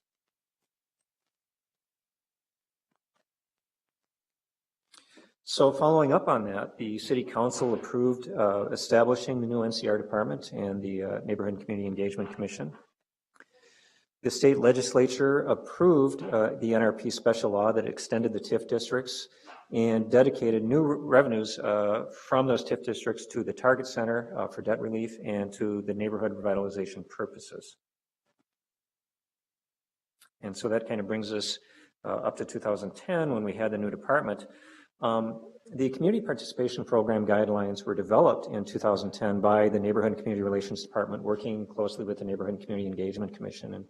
And we went out and met with a lot of neighborhoods during a very intense 2-month period in early 2010. A lot of the commissioners from the commission joined us. We talked to more than 60 neighborhoods in a very short period of time to get their input, even before we started designing the guidelines, to find out how they would like to see these guidelines formed and help them do a better job. So we developed those guidelines. At the end of 2010, shortly after we got the guidelines approved, the City Council reprogrammed $10 million of NRP Phase 2 dollars to the Community Participation Program. In 2011, the guidelines and the allocation formula were approved, the 2011 guidelines were approved in late 2010. And we started that program off then in 2011 for the first year. The City Council also at that time approved a revised NRP ordinance. We had to do a number of structural changes to the program, particularly with the NRP funding, to maintain an NRP policy board that was required by Minnesota statute. The City Council also established a new NRP policy board at the same time through a separate action. And they also approved revising the CPP guidelines and some new allocations in 2013. And then a new part of the program, of course, that you are familiar with is the neighborhood priority plans, which neighborhood organizations through their community engagement efforts are provide to the city to help us help them with their priorities. So that's our presentation on the history of the NRP programs and the TIF districts and where we are today. So any questions? I have one question. Maybe you could just help me understand the funding for you could go back to the last slide. We have the Community Participation Program, and then we have the neighborhood priority plans. And is there funding associated with the neighborhood priority plans, and how is that different then from the funding for the CPP? There isn't a separate funding program for the neighborhood priority plans. What it does allow the neighborhood organizations to do, though, so they would take it out of their allocation that they get through the Community Participation Program to fund them, but there isn't a separate pot of money for that. So they do have to set aside money out of their Community Participation Program fund if they want to make that CPP money eligible for projects that are other than community engagement. And it says that we reprogrammed $10 million from NRP Phase 2. Are we still spending that down now? The majority of that has been spent down through the community participation programs. There is some of it still kind of tailing out, but most of that has been spent down at this time. And so is the funding from here on out from the for the CPP coming from the consolidated TIF district? Yes, the NRP dollars funded the program in 2012 and 2013. So starting this year in 2014, that was from revenues off of the new consolidated TIF district. And I think it's the funds from the consolidated TIF district which kind of inspired this conversation here today, because some of the projections there was going to be increases in funding, and then there's a proposal for uses of those funds. Do you recall what the intent when that district kind of got reestablished in 2011? What was the council's intention then that the funds would be spent on? For the first round in 2011? of the tax increment consolidated TIF district? Because I know we had a big discussion, and I know Target Center debt relief was a piece of that, and it was half of it, and the other half was to neighborhoods. Right. The two major pieces were the target debt relief, and I'm not an expert on that particular piece, and the other half was the neighborhood revitalization purposes. And at that time, that was all through the CPP allocations and administrative expenses for the department to manage the programs. Okay, I appreciate that. Are there other questions that committee members have? I don't see any. Maybe we'll have some questions later.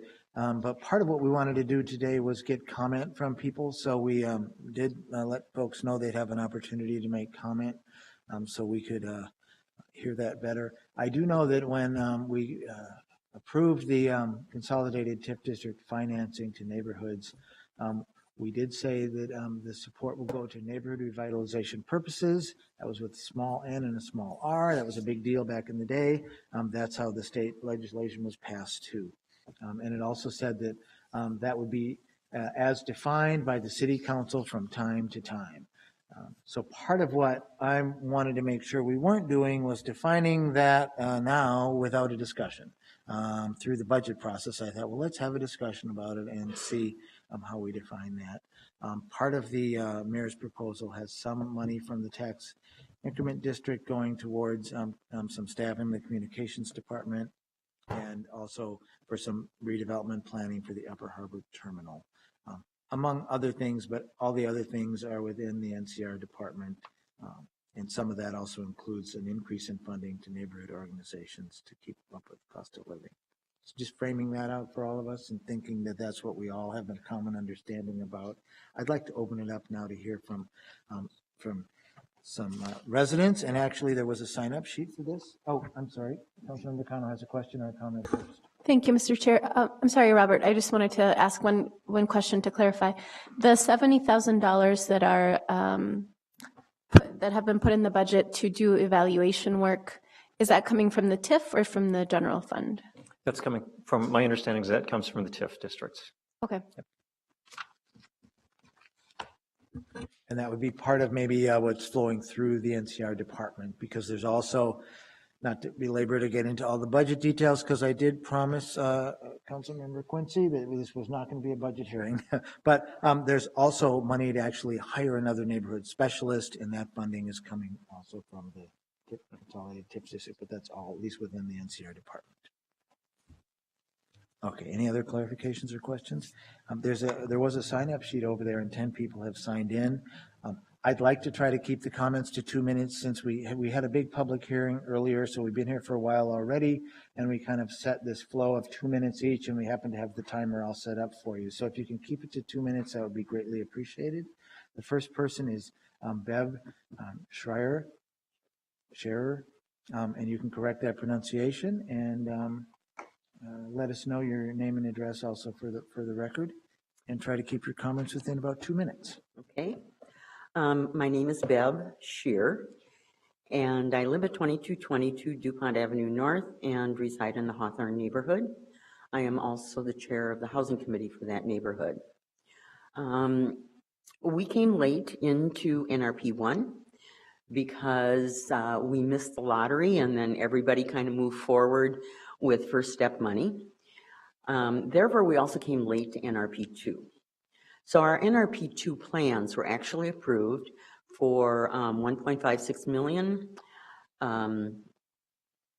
in February of 2011. Everything was put on hold based upon the decisions that the council was making at the time, the city council, and that was, were we going to fund NRP 2 at 50% or something else?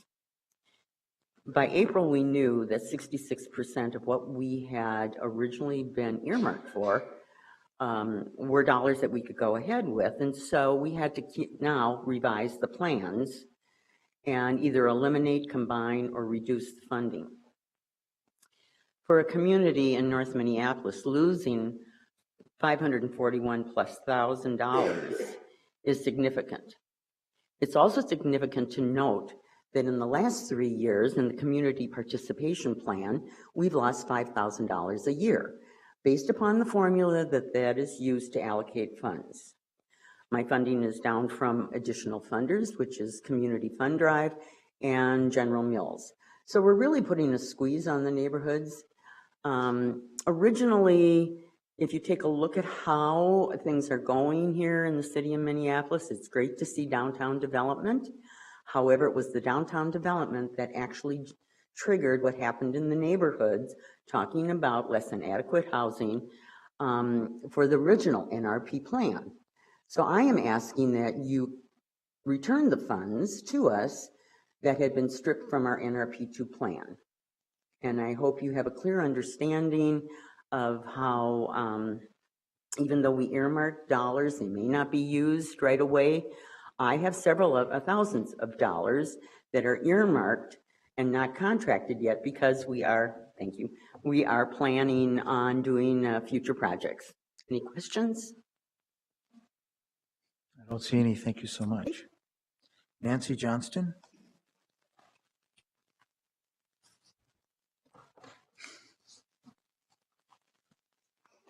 Welcome. My name is Nancy Johnston. I live at 2833 East Lake of the Isles Parkway, and I'm a member of the board of the East Isles Residents Association, also on their NRP committee and their zoning committee, and the board has approved my, I submitted a paper along with some references and lists, etc., and I would refer you to those 2 articles that include evaluations of the NRP program in 2002 and 2006. But to go back to the original purposes of the NRP, there were 4 goals, and Robert talked about them, but they build neighborhood capacity, redesign public services to meet neighborhood needs, increase in intergovernmental collaborations, and creative sense of community. And I think that one could find very good examples for all of those. I know you all know a great deal about neighborhood organizations. I would draw your attention to the fact that an evaluation done in 2002 on the first phase by Judith Martin and Pentel concluded that the experiences of the first decade will continue to echo through city politics, as well as through neighborhood landscapes that have been permanently transformed. The neighbors, too, are more knowledgeable and involved than before. Redesigning public services, I don't know if we would say we redesigned them, but I think local knowledge has resulted in projects that would not have been done without neighborhood involvement. We've increased intergovernmental collaborations. We can find many examples of those, the DNR, the Park Board, and so on and so forth. And many volunteers, as you know, have worked in neighborhood associations. We've also created a sense of community, and I would draw your attention to an evaluation done in 2006 that NRP has institutionalized the role of neighborhood involvement. I also want to point out that it's a citywide program with resources distributed to all neighborhoods. It was a progressive allocation funding, and that if we go to individual projects and grants to individual neighborhoods, that we will not have the same constituency, and I don't think you'd have the same legitimacy and credibility. So, thank you. Thank you very much. Next is George Gelatis.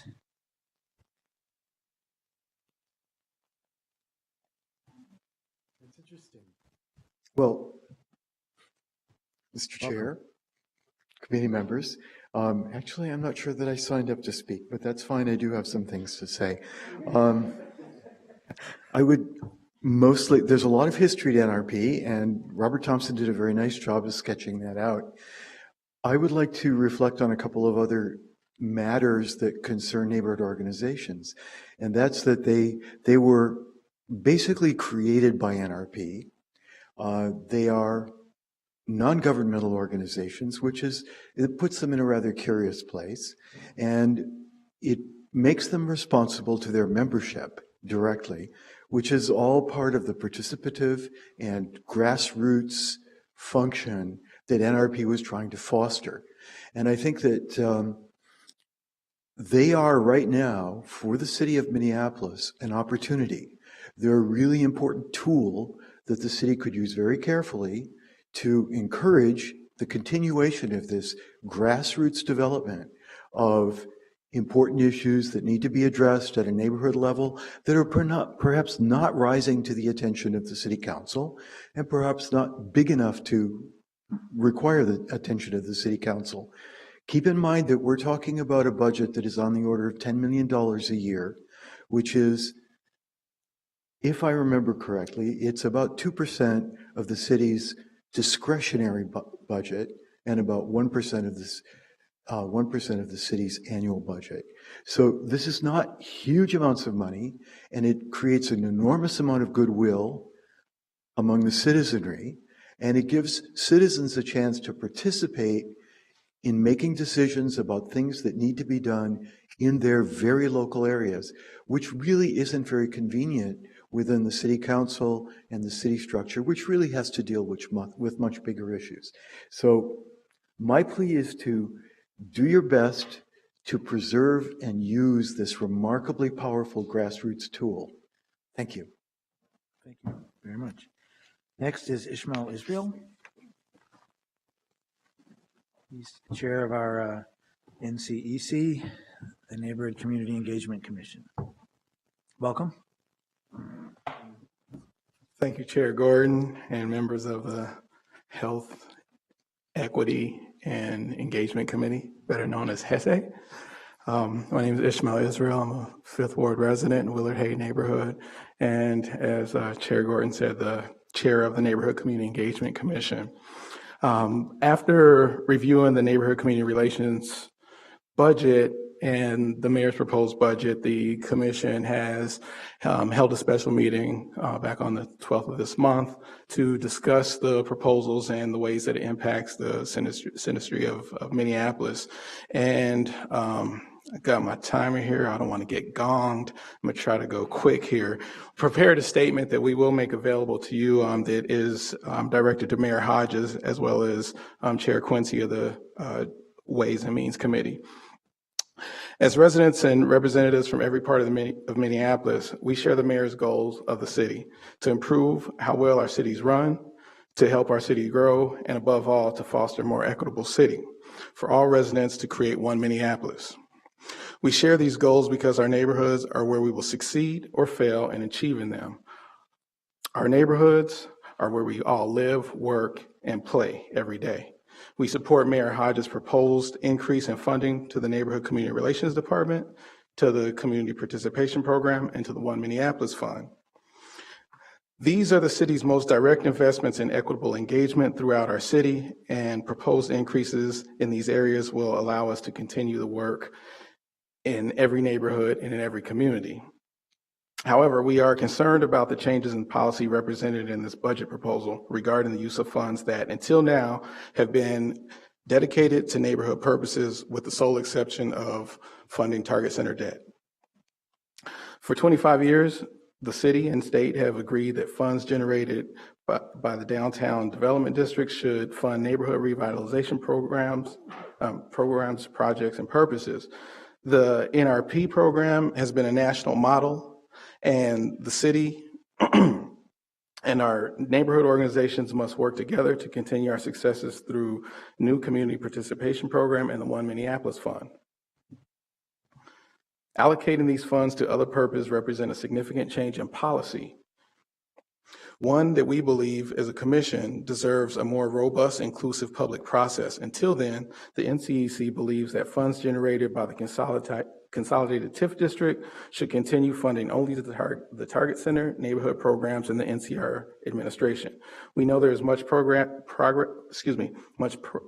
to be made towards a more equitable and inclusive city that welcomes every resident, including at the neighborhood level. The CPP program is still quite new, and we agree that we must work to increase the effectiveness and accountability for neighborhood funds. Minneapolis must build on past successes of neighborhood organizations to address today's problems, including and especially racial equity. The council has charged NCEC with establishing community engagement policies, increasing participation, broadening representation, and partnering with the NCR to study issues, courses of action, policies, and programs regarding the CPP policies, and integrating the voices of residents into the city's decision-making process. The NCEC is prepared to continue our partnership with the NCR for a robust, inclusive citywide engagement process to develop program recommendations for the City Council, consistent with its charge for investment of excessive TIF district funds back into the neighborhoods and community to help achieve the city's overarching goals and strategic objectives.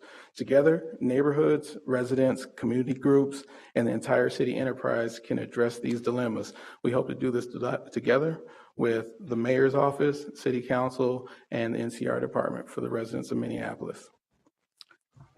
Thank you very much. And that statement is being delivered to all of us? Yes, right now. Next is J.L. Strand.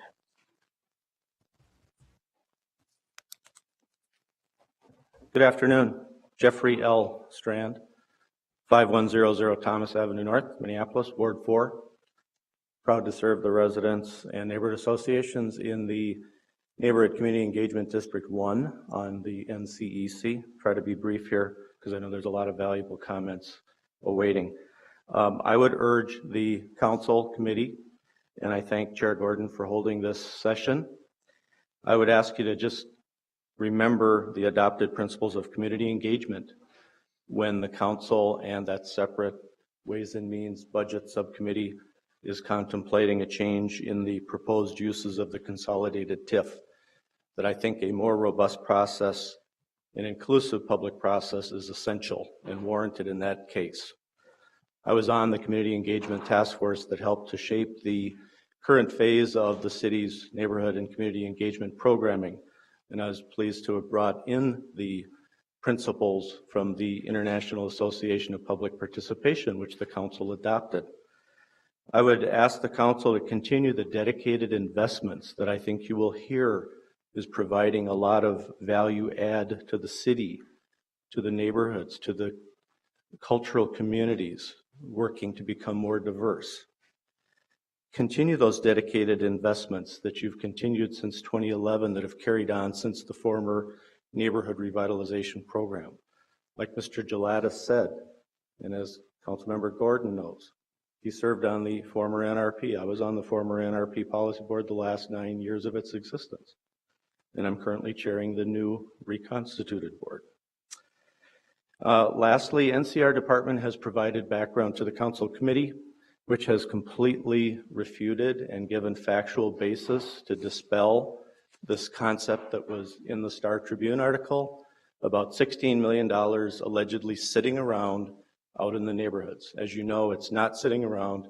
It's either been programmed, contracted, is in a plan that has been approved by the policy board and the council.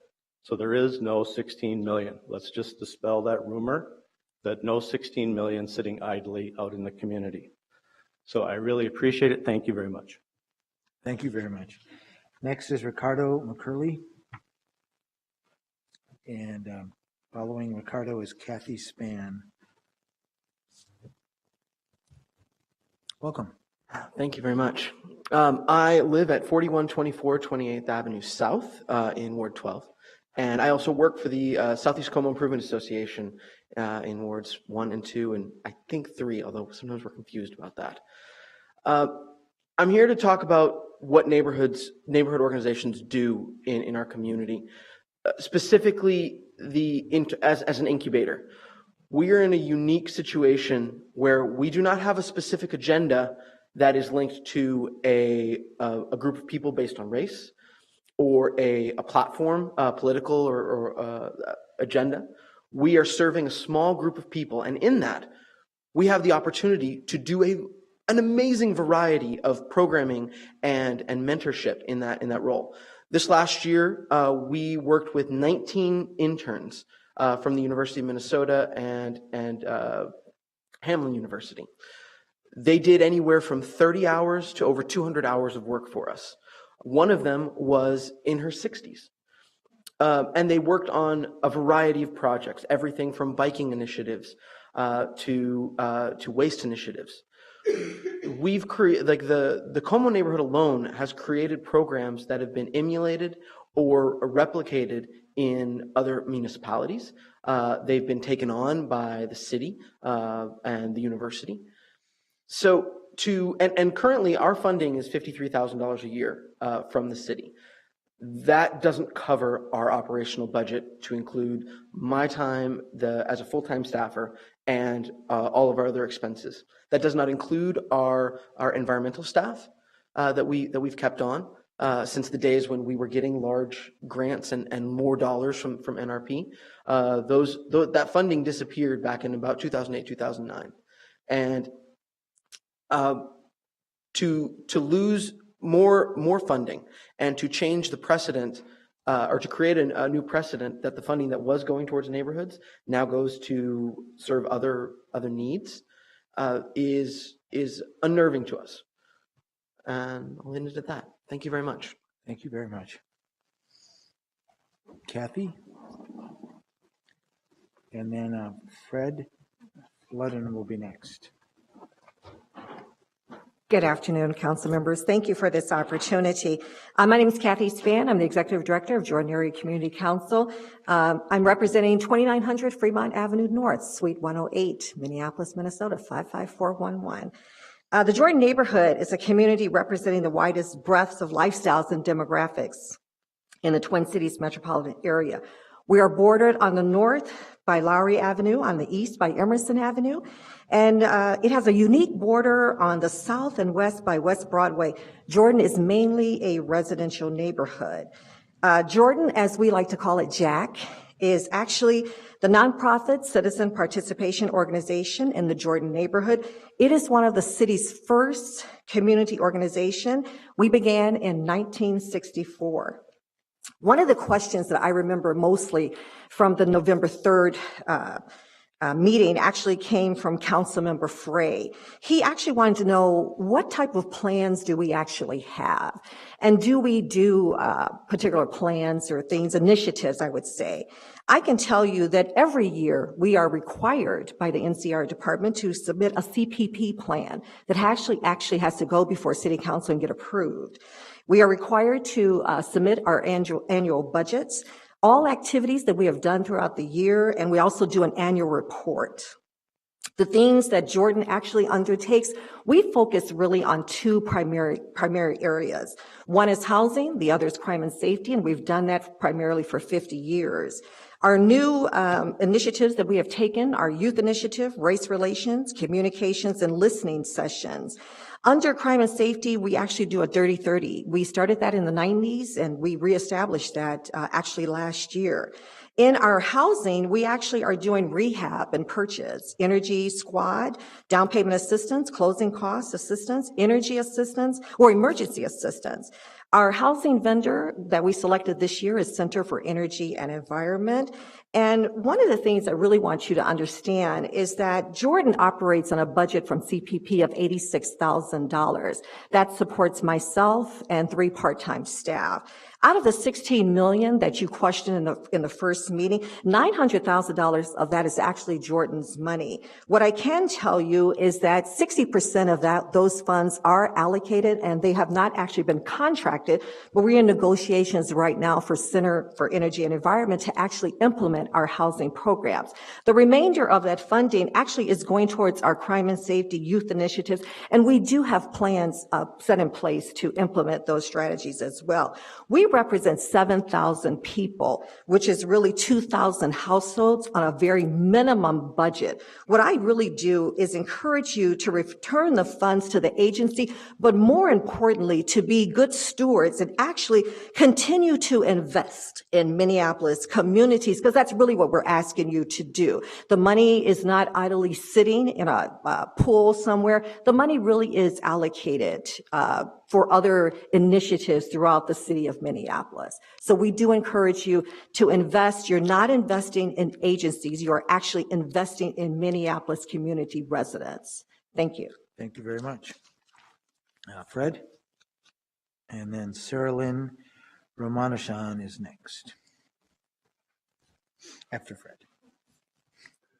Hello, thank you so much. This is the first time I spoke in front of a city council, given my stepdad was head of working on a city council while I was just a toddler, so this is a first for me. As a member of the Marcy Homes neighborhood of 28 years, I am vastly in favor of what I've been hearing so far from everyone who's spoken. And Jacob Fry, who represents me, I am very impressed with what he has said and wants to do in our neighborhood, and from the architectural and the heights of buildings and within our neighborhood. And I also hope that one of the things he commented on, I believe last time, was that the businesses that are going to be part of the parcel of some of these buildings are locally owned, and that they can fit into the historic aspects of what St. Anthony or the Marcy Homes neighborhood is all about. And the rents or that they pay are very reasonable. Because Marcy Homes, in my opinion, as well as the other neighborhoods, are very important for their historical and what they have contributed all over the years that I've lived in the city. And of course, I've just lived in Marcy Homes, so that's my home. So I would just like to also just to remind everybody that Marcy Homes is, to me, the birthplace of Minneapolis. And so when you're making decisions, I'm sure Jacob will follow up on what I've just said, and everyone else will do the same thing. Thank you. Thank you. Okay, Sarah Lynn, and then Alexis Penny is next. Hi, my name is Sarah Lynn Romanishin, and I've been involved with the Neighborhood Revitalization Committee, or NRP, in Lowry Hill East for almost 2 years. Within that time, I have held the position of chair, and I'm currently treasurer of the committee. I am also a LENA board member. I'm standing before you as someone with in-depth experience regarding the NRP and CPP funds. At the beginning of my involvement, I asked questions, a lot of questions. I want to thank Robert Thompson for putting up with my pesky inquisitiveness. Really. He and Michelle Chavez took my questions and went above and beyond in answering them. Like you, I wanted to understand how the funding for our neighborhood works, where it comes from, and how to utilize this money for the best interests of my neighborhood's residents and business owners. This led me down a path of research that is only now coming to fruition. Yes, that's how much information is to be discovered. My discovery, a complicated structure that, although it encompasses a lot of red tape, has highly benefited the citizens of our city. A well of funds that, with neighborhood planning and input, can benefit our citizens in both the short and long term. Now, some neighborhoods have used up or had frozen their Phase 1 and Phase 2 funds, while others, such as our neighborhood, have remaining funds we reinvested for the future. For those neighborhoods without reinvested funds, CPP or Phase 3 is all they have, which makes it even more important for the long-term survival of those neighborhoods. LENA is currently repositioning our funds. There was a public vote last month for our NPP plan using CPP funds. There's a public vote this week on our new loan program to benefit all of the property owners and in turn renters in our neighborhood. We are working on, and in January we'll have a public vote on the placement of our remaining Phase 1 funds balances left over from previous projects. We conducted months of volunteer research and outreach to provide for our neighborhood's welfare. Please trust that it is the neighborhoods that best understand what funding and projects are needed for high quality of life now and in the future. These funds are necessary and they benefit the public welfare much more through a local hands-on community structure. Thank you. Thank you very much. Alexis Penny, followed by Amanda Winterer. Thank you, Mr. Chair and council members. Good afternoon. So I'm here before you guys to talk about this issue, so I appreciate your time. Thank you. Specifically, I wanted to bring up that I believe that using the revenue source that we currently provide money to our neighborhood associations is probably best used if we continue to support our neighborhood associations and pay down our debt. I have some concerns with the proposed budget, specifically some of the budget, I have some concerns with the budget that's proposed. And that has to do with acknowledging that the consolidated TIF money is going to be used for other projects, other departments. I do acknowledge that there would be a 2% increase in the budget for NCR, and I also acknowledge that would go towards hiring an additional staffer. Those are good things. And while I do view that hiring 2 communication staff persons and that having them be able to engage with community members that are non-English speakers is a good thing, and that redevelopment of the Upper Harbor Terminal is also a positive thing. I'd like to see redevelopment in North Minneapolis. I don't know necessarily if that's a good thing if we're using funds from the consolidated TIF district. So that's basically my biggest concerns. And I know that some people are really concerned about the money that's already been allocated to the neighborhood organizations and whether or not there'll be lost funding moving forward. So I think that's important that we're having this conversation when we're addressing these matters currently before the budget hearing that we're going to have tomorrow evening.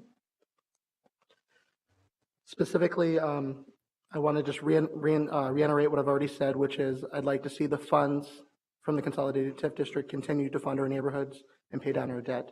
Thank you for your time. Thank you very much. Next is Amanda, followed by Peter Rickmeyer. City council members and staff, thank you for hearing me today. My name is Amanda Winterer, and I live at 2322 2nd Street Northeast. I represent the Bottineau Neighborhood Association. Bottineau is in the heart of the Northeast Minneapolis Arts District, and arts funding is very important to our economic health.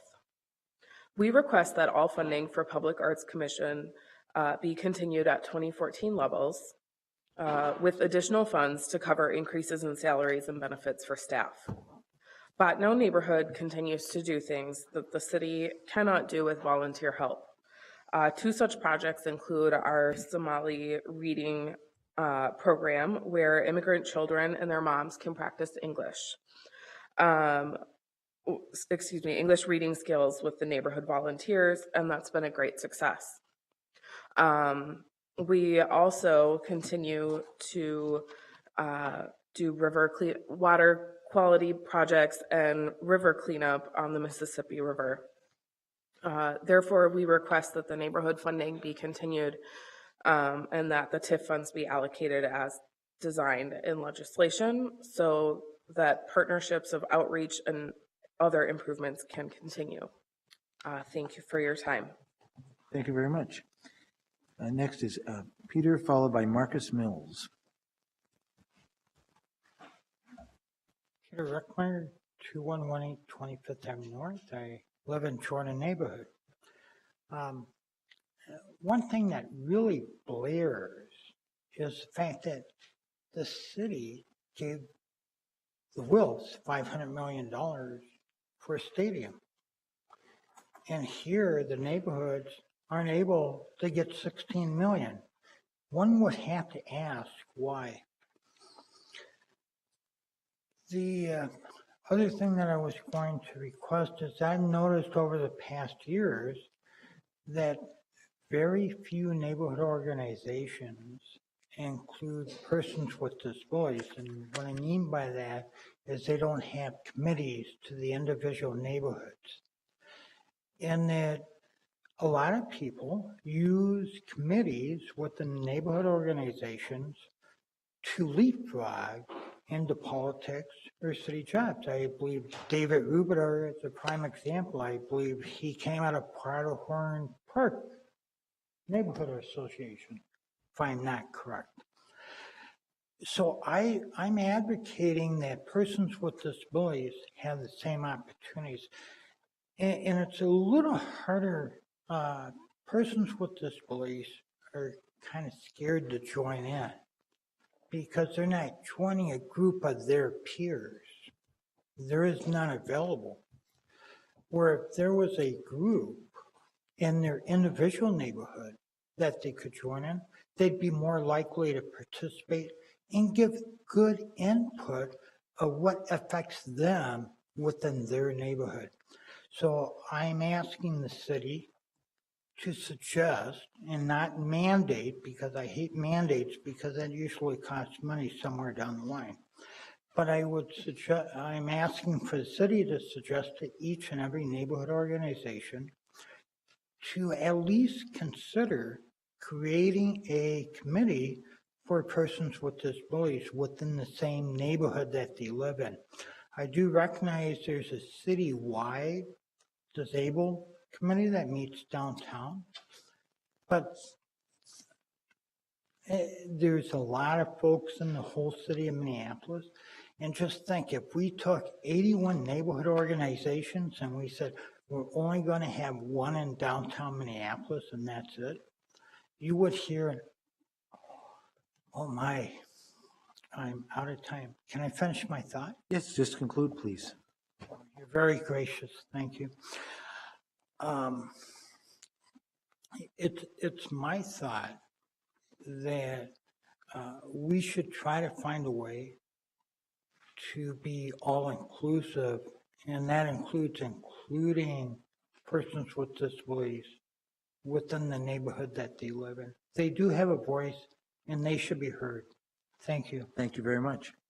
Marcus Mills, followed by Eric Gustafson.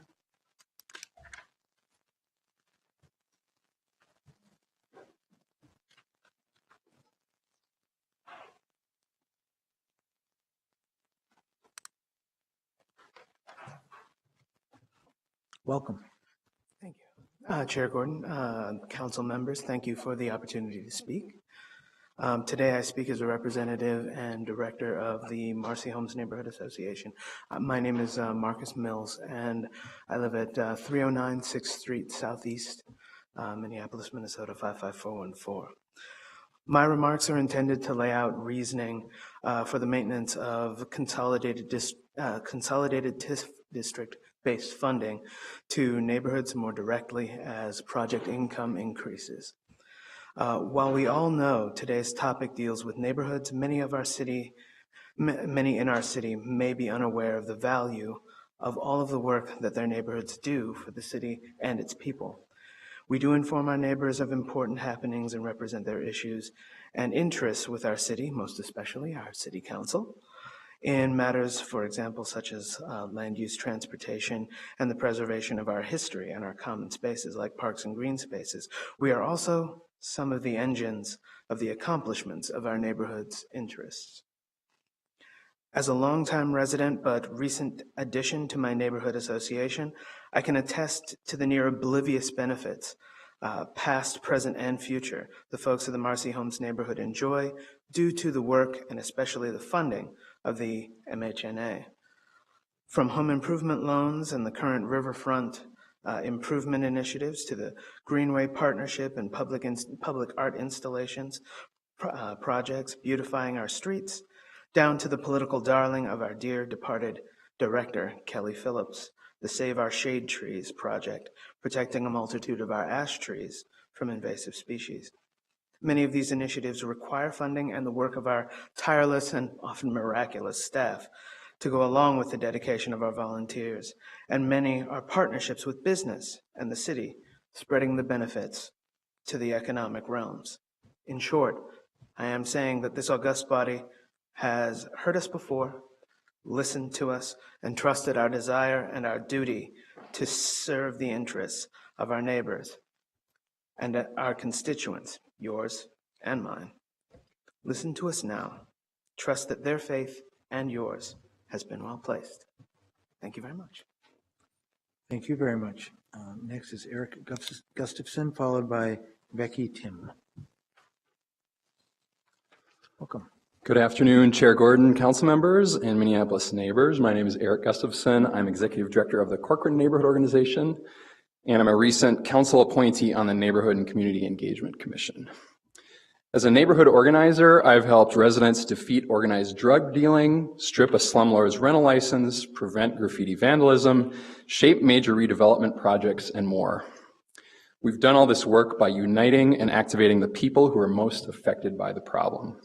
At its best, this work happens hand in hand with local government, and it makes government services more effective. We get better outcomes and better use of taxpayer dollars. Here's one example. In our recent work with residents who rent their housing, we've identified a new class of landlords who are taking advantage of immigrants and other vulnerable residents. And we've identified a city regulatory apparatus that hasn't always been able to keep pace and ensure safe and decent housing for all of our residents. We've responded by uniting and activating the people who are most affected by the problem.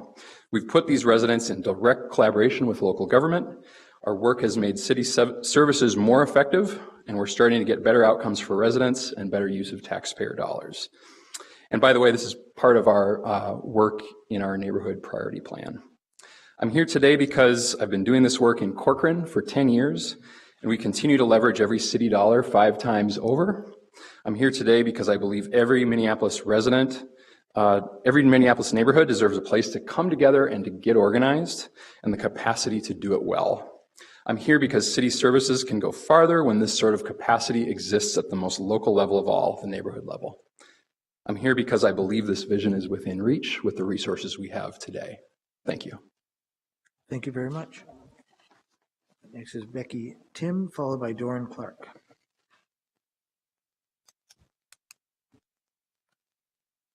Good afternoon, Chairman Gordon, excuse me.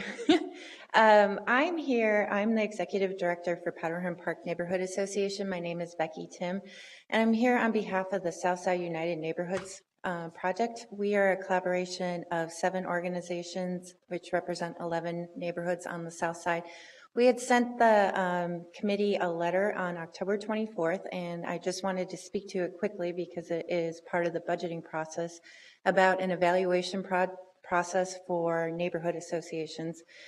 We have 2 points. The first is the Sun neighborhoods have come up with a really great ideal criteria listing for neighborhood associations and how we can do our jobs well by serving the communities that we represent. And secondly, to advocate to the committee and to the full council to include in the evaluation process not only an evaluation of neighborhood associations, but it's a 3-legged stool for our work with neighborhoods. It is the neighborhood associations, it's the NCR department, it's the NCEC commission.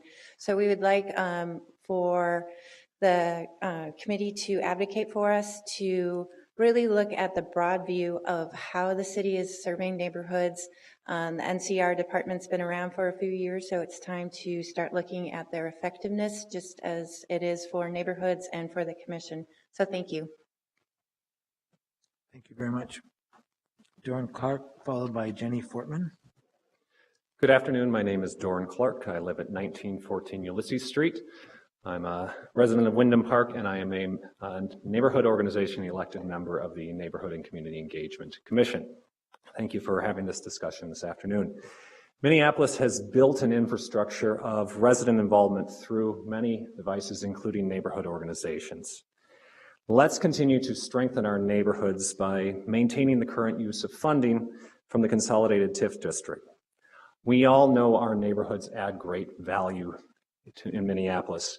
You heard of the Somali reading program that Botno is doing right now that is getting Somali residents more involved, not just in the community, but also in the neighborhood organization and access to Minneapolis's power structure. Wyndham Park is funding the Northeast Tool Library, which will allow residents to more easily access extremely expensive items through its NRP funding. Logan Park is addressing the digital divide by organizing members of the Holland Senior High Rise to ensure that Wi-Fi can be accessible, all things that neighborhood organizations are doing now. If you're looking to change the definition, if the city is looking to change the definition of neighborhood revitalization purposes, I ask that we have a discussion that reflects and values the community engagement principles that the city of Minneapolis has adopted as part of the operating structure. So in closing, let's keep investing in our residents by continuing to value and fund things that allow citizens to be involved and allow residents to be involved, particularly through our neighborhood organizations. Thank you. Thank you very much. Next speaker is Jenny Fortman, followed by Shirley Heyer, and then our last speaker will be Laura Jean. Hi, Chair Gordon, Commissioners. My name is Jenny Fortman, and I have been on the Sheridan Neighborhood Organization Board since 1999. I live at 1515 Grand Street. I just want to briefly speak to what a lot of people are speaking to, which is the value of this funding to communities. I really did see NRP transform our neighborhood, Sheridan and Northeast. And as an all-volunteer organization, I guess it's also important to point out that it may look like this money is just sitting there, but it's not. We're very thoughtfully considering where it goes. And it is a very small piece of the city's total budget, but the return on that investment is probably higher than any other, with the contribution of all kinds of volunteer hours and other matching money that comes into communities. So the two most important things I want to express are this money is so important to neighborhoods, and it's not just sitting there doing nothing. And the fact that it would be very ironic for this policy shift to happen into the community engagement money without any community engagement. So I appreciate that you've had this time to hear us today, and I think it's very important that there is community involvement in this policy discussion. Thanks. Thank you very much. Shirley?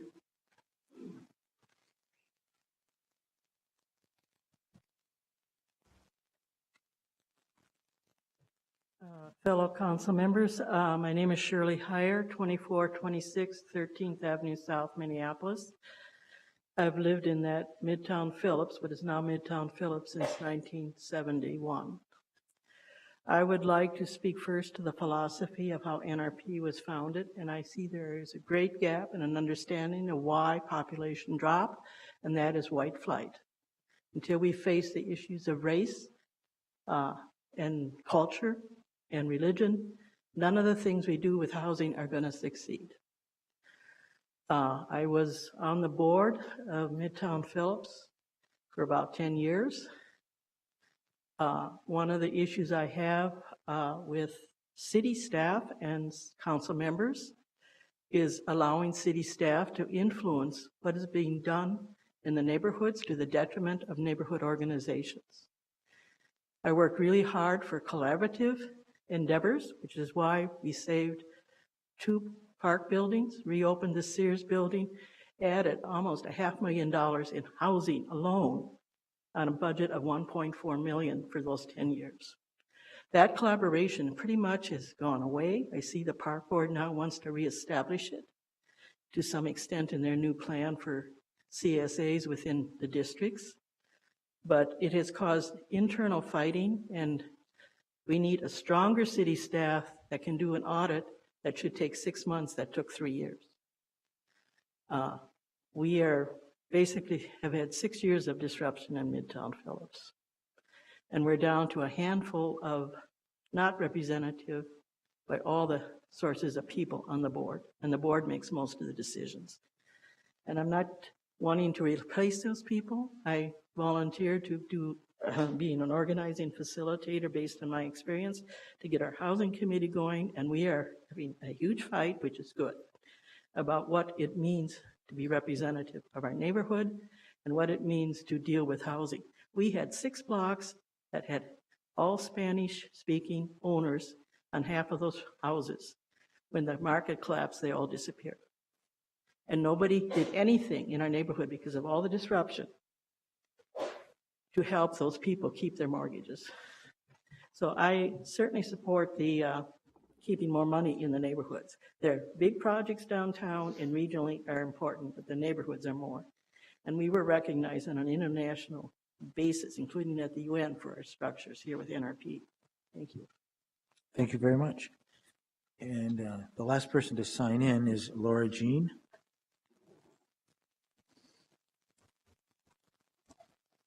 Welcome. Thank you. Good afternoon, Councilmember Gordon and council members. Thank you for taking the time to hear from your affected constituents. My name is Laura Jean, and I live at 2456 Harriet Avenue South, and I serve on the neighborhood board for the Whittier Alliance. I am the 4th generation of my family to grow up and live in Minneapolis. Prior to the NRP, most of my family fled to the suburbs. It was the city's commitment to the NRP that encouraged me to stay. The neighborhood organizations do the work the city does not have the time and staff to do. We have helped stabilize, improve, and grow our city by investing in housing, businesses, safety, and youth. The positive trajectory you see in Minneapolis could not have happened without neighborhood organizations. Please do not further limit our resources to make this work possible. If we can invest in destination stadiums, we can invest in grassroots in our neighborhoods. Thank you. Thank you very much. Nobody else has signed in, so I think that probably concludes the public comment period. And seeing nobody standing up and running over to the microphone, I think we'll end that. It's not a public hearing, so I can't. Oh, there is. Well, you did already have an opportunity to speak. Go. You want to tell us your name and address? My name is George Gelatis. I live at 3015 East Minnehaha Parkway, and I've been active in NRP for about 20 years and a longtime board chair of the Nokomis East Neighborhood Association. Thank you. Thank you very much. So that opens it up for us to have some discussion. Really, the only action here is to receive and file the report.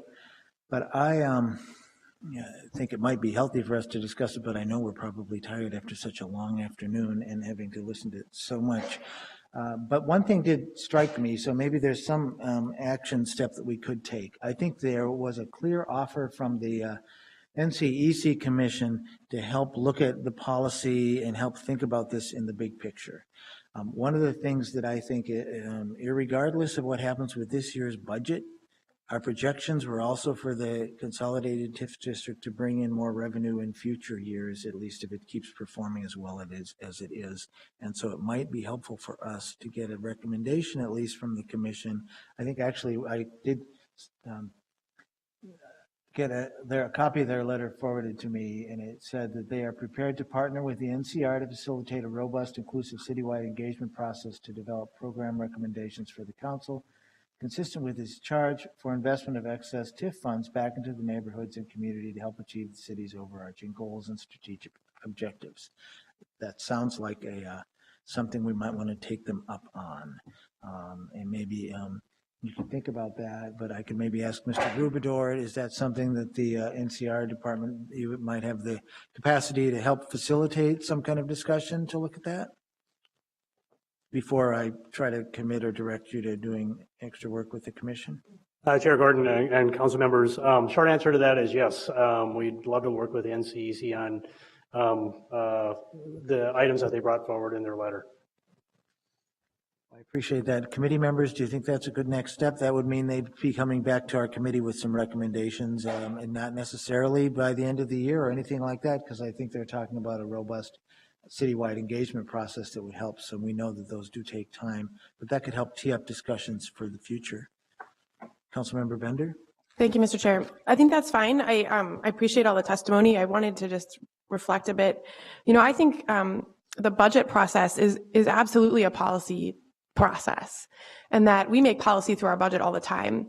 And so while I think this opportunity for community engagement was very helpful, you know, we also have the 2 budget hearings coming up, and I know that myself and my colleagues are always open to hearing from our constituents as we make a lot of really important policy decisions through the budget.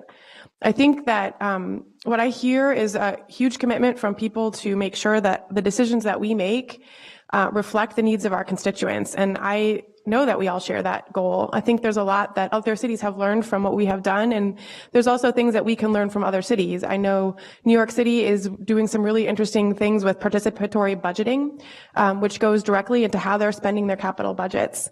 So I guess for me, where we've been in the past is really helpful, but I want to keep thinking, looking forward, how we can all work together to make sure that, you know, every layer of our engagement processes are inclusive as possible. So, you know, for me, it's not a question of either neighborhoods or the city, but all of us working together to make sure that we're reaching those goals.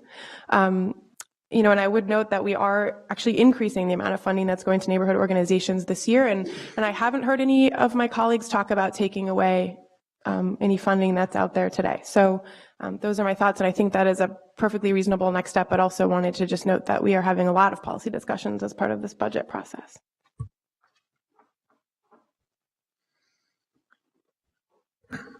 We are, Councilmember Frye. Thank you, Mr. Chair. I'll be hopefully brief as it's been a long meeting. First off, thank you so much, everybody, for coming out, testifying, sharing your concerns and your hopes for where this budgetary process goes, as well as the ideals shared by, I think, most all of the neighborhood associations. You know, neighborhoods over the last 15, 20 years now have been responsible for some extraordinary steps that we've taken in our city. You know, obviously, you know, just a couple that were pointed out was the Somali reading program in Botano, which I know I have personal experience with, is just tremendous. You know, Emerald Ash Borer and a project that's done in the memory of Kelly Phillips, another wonderful, wonderful project. But there are two things that I really want to point out, and I hope everybody understands very well. The first is what Councilmember Bender just pointed out, which is that the funds that are directly allocated to neighborhood associations in this budgetary cycle are increased this year. They're increased by approximately 3%. That percentage increased is done for inflationary reasons. This is the only department in our entire city where we account for inflationary reasons outside of things that have general commercial flux. So like asphalt, there's inflation for asphalt. There's no direct inflation for community engagement, but we still found that 3% increase and we put it in. So the most important thing that I want to emphasize here is there is an increase. The second piece is that while there are things that neighborhood associations do extremely well, there are other things that by their very nature they can't do. One of them is affordable housing. The Affordable Housing Trust Fund has to go directly through the city. And, you know, I went on a homeless shelter tour just the other day, and I saw a lottery of people that were homeless, and the lottery was to see how many of these hundreds of men, and they were men in this case, could get beds. Out of those 150 people, we could only give about 9 or 10 beds out. And a big reason for that is our dearth of affordable housing in the city right now.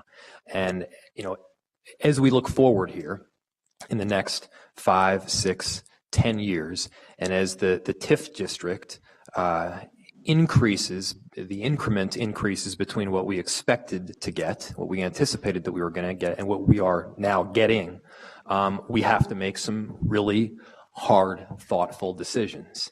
And, you know, understanding that neighborhood associations do have a very, very important place and should receive funding by all means, there are also essential city services that we need to make sure are also covered.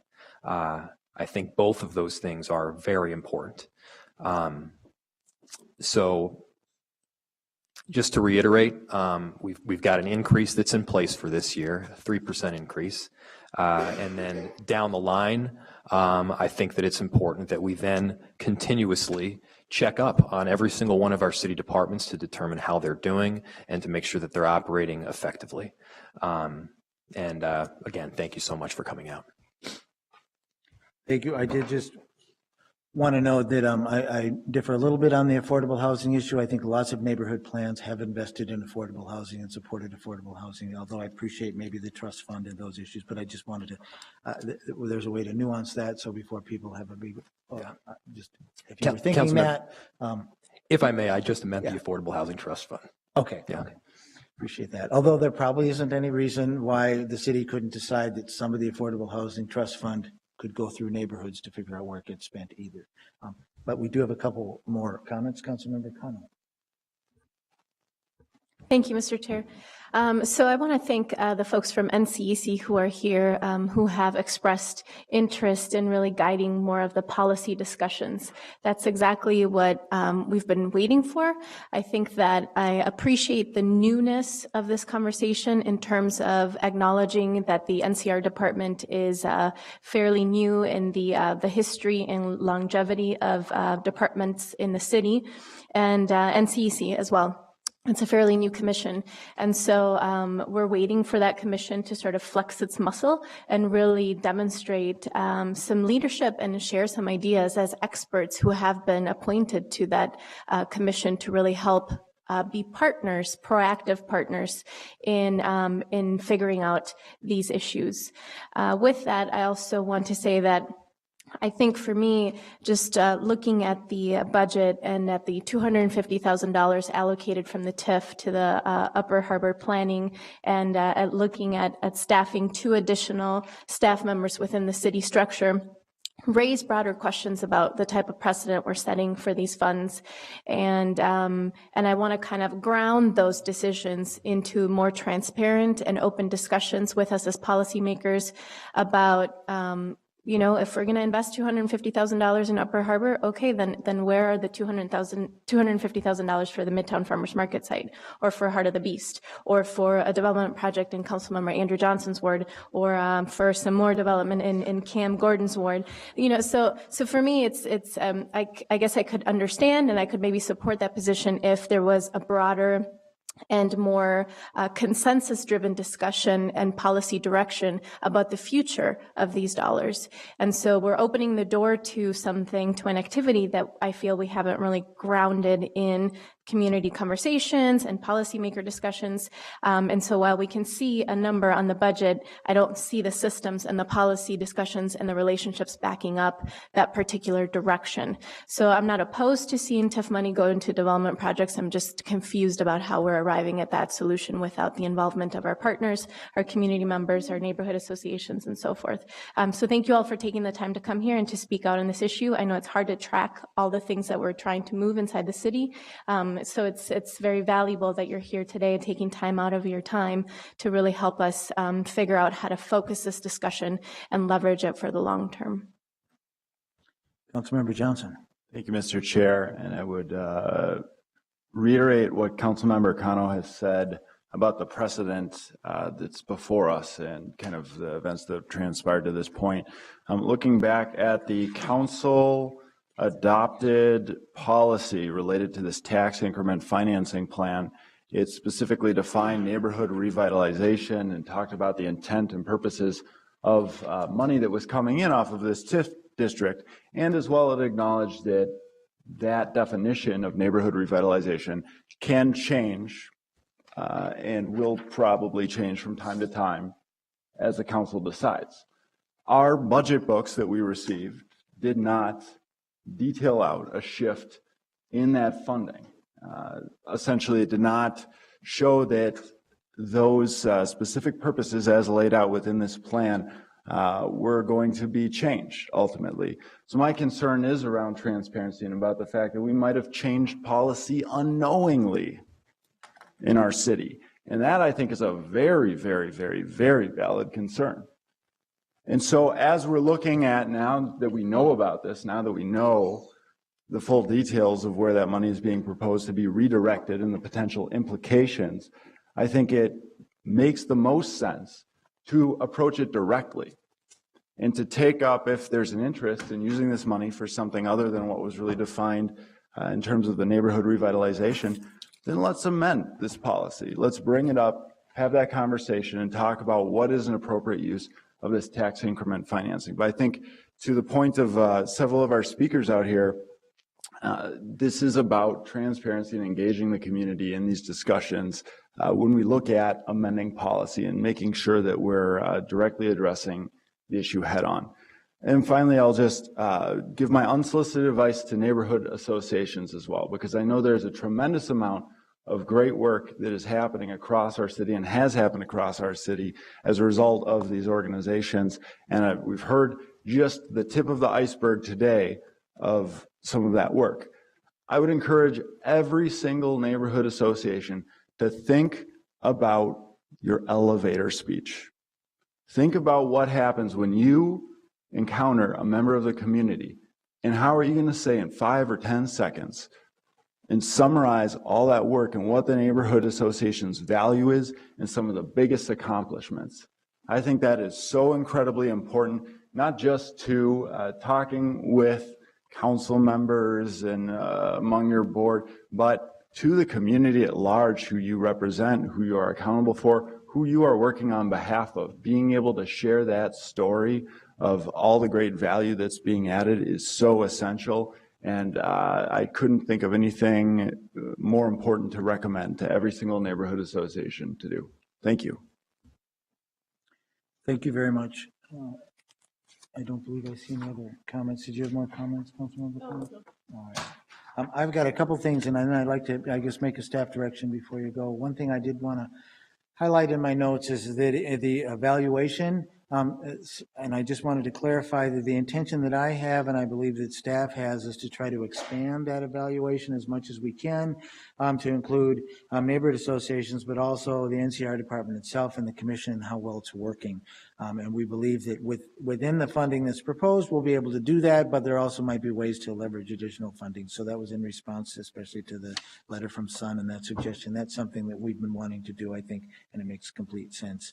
I really appreciate all the comments that everybody made, and it's very thoughtful. And I do just want to move a little staff direction to have our staff work with NCEC on developing recommendations for future expenditures of the consolidated TIF funds for neighborhood revitalization purposes. Hopefully that's good enough and it captures that, if that's the language that's there, and this is based on the letter that we received. I think that'll make a good backstop to whatever happens with this budget that we're going through this year, because even if these funding expenditures are approved, we'll still want to be looking into the future, and if they aren't, we'll still want to resolve what do we think the policy should be. In this way, we'll get some recommendations. So is that staff direction clear to my colleagues here? Okay. Then I think I'll ask for a vote. I'm asking for a vote of support, but you've got to make your own decisions. All those in favor say aye. Aye. All those opposed? Okay, that staff direction carries, and then I see no other business before us, so this meeting is adjourned. Thank you.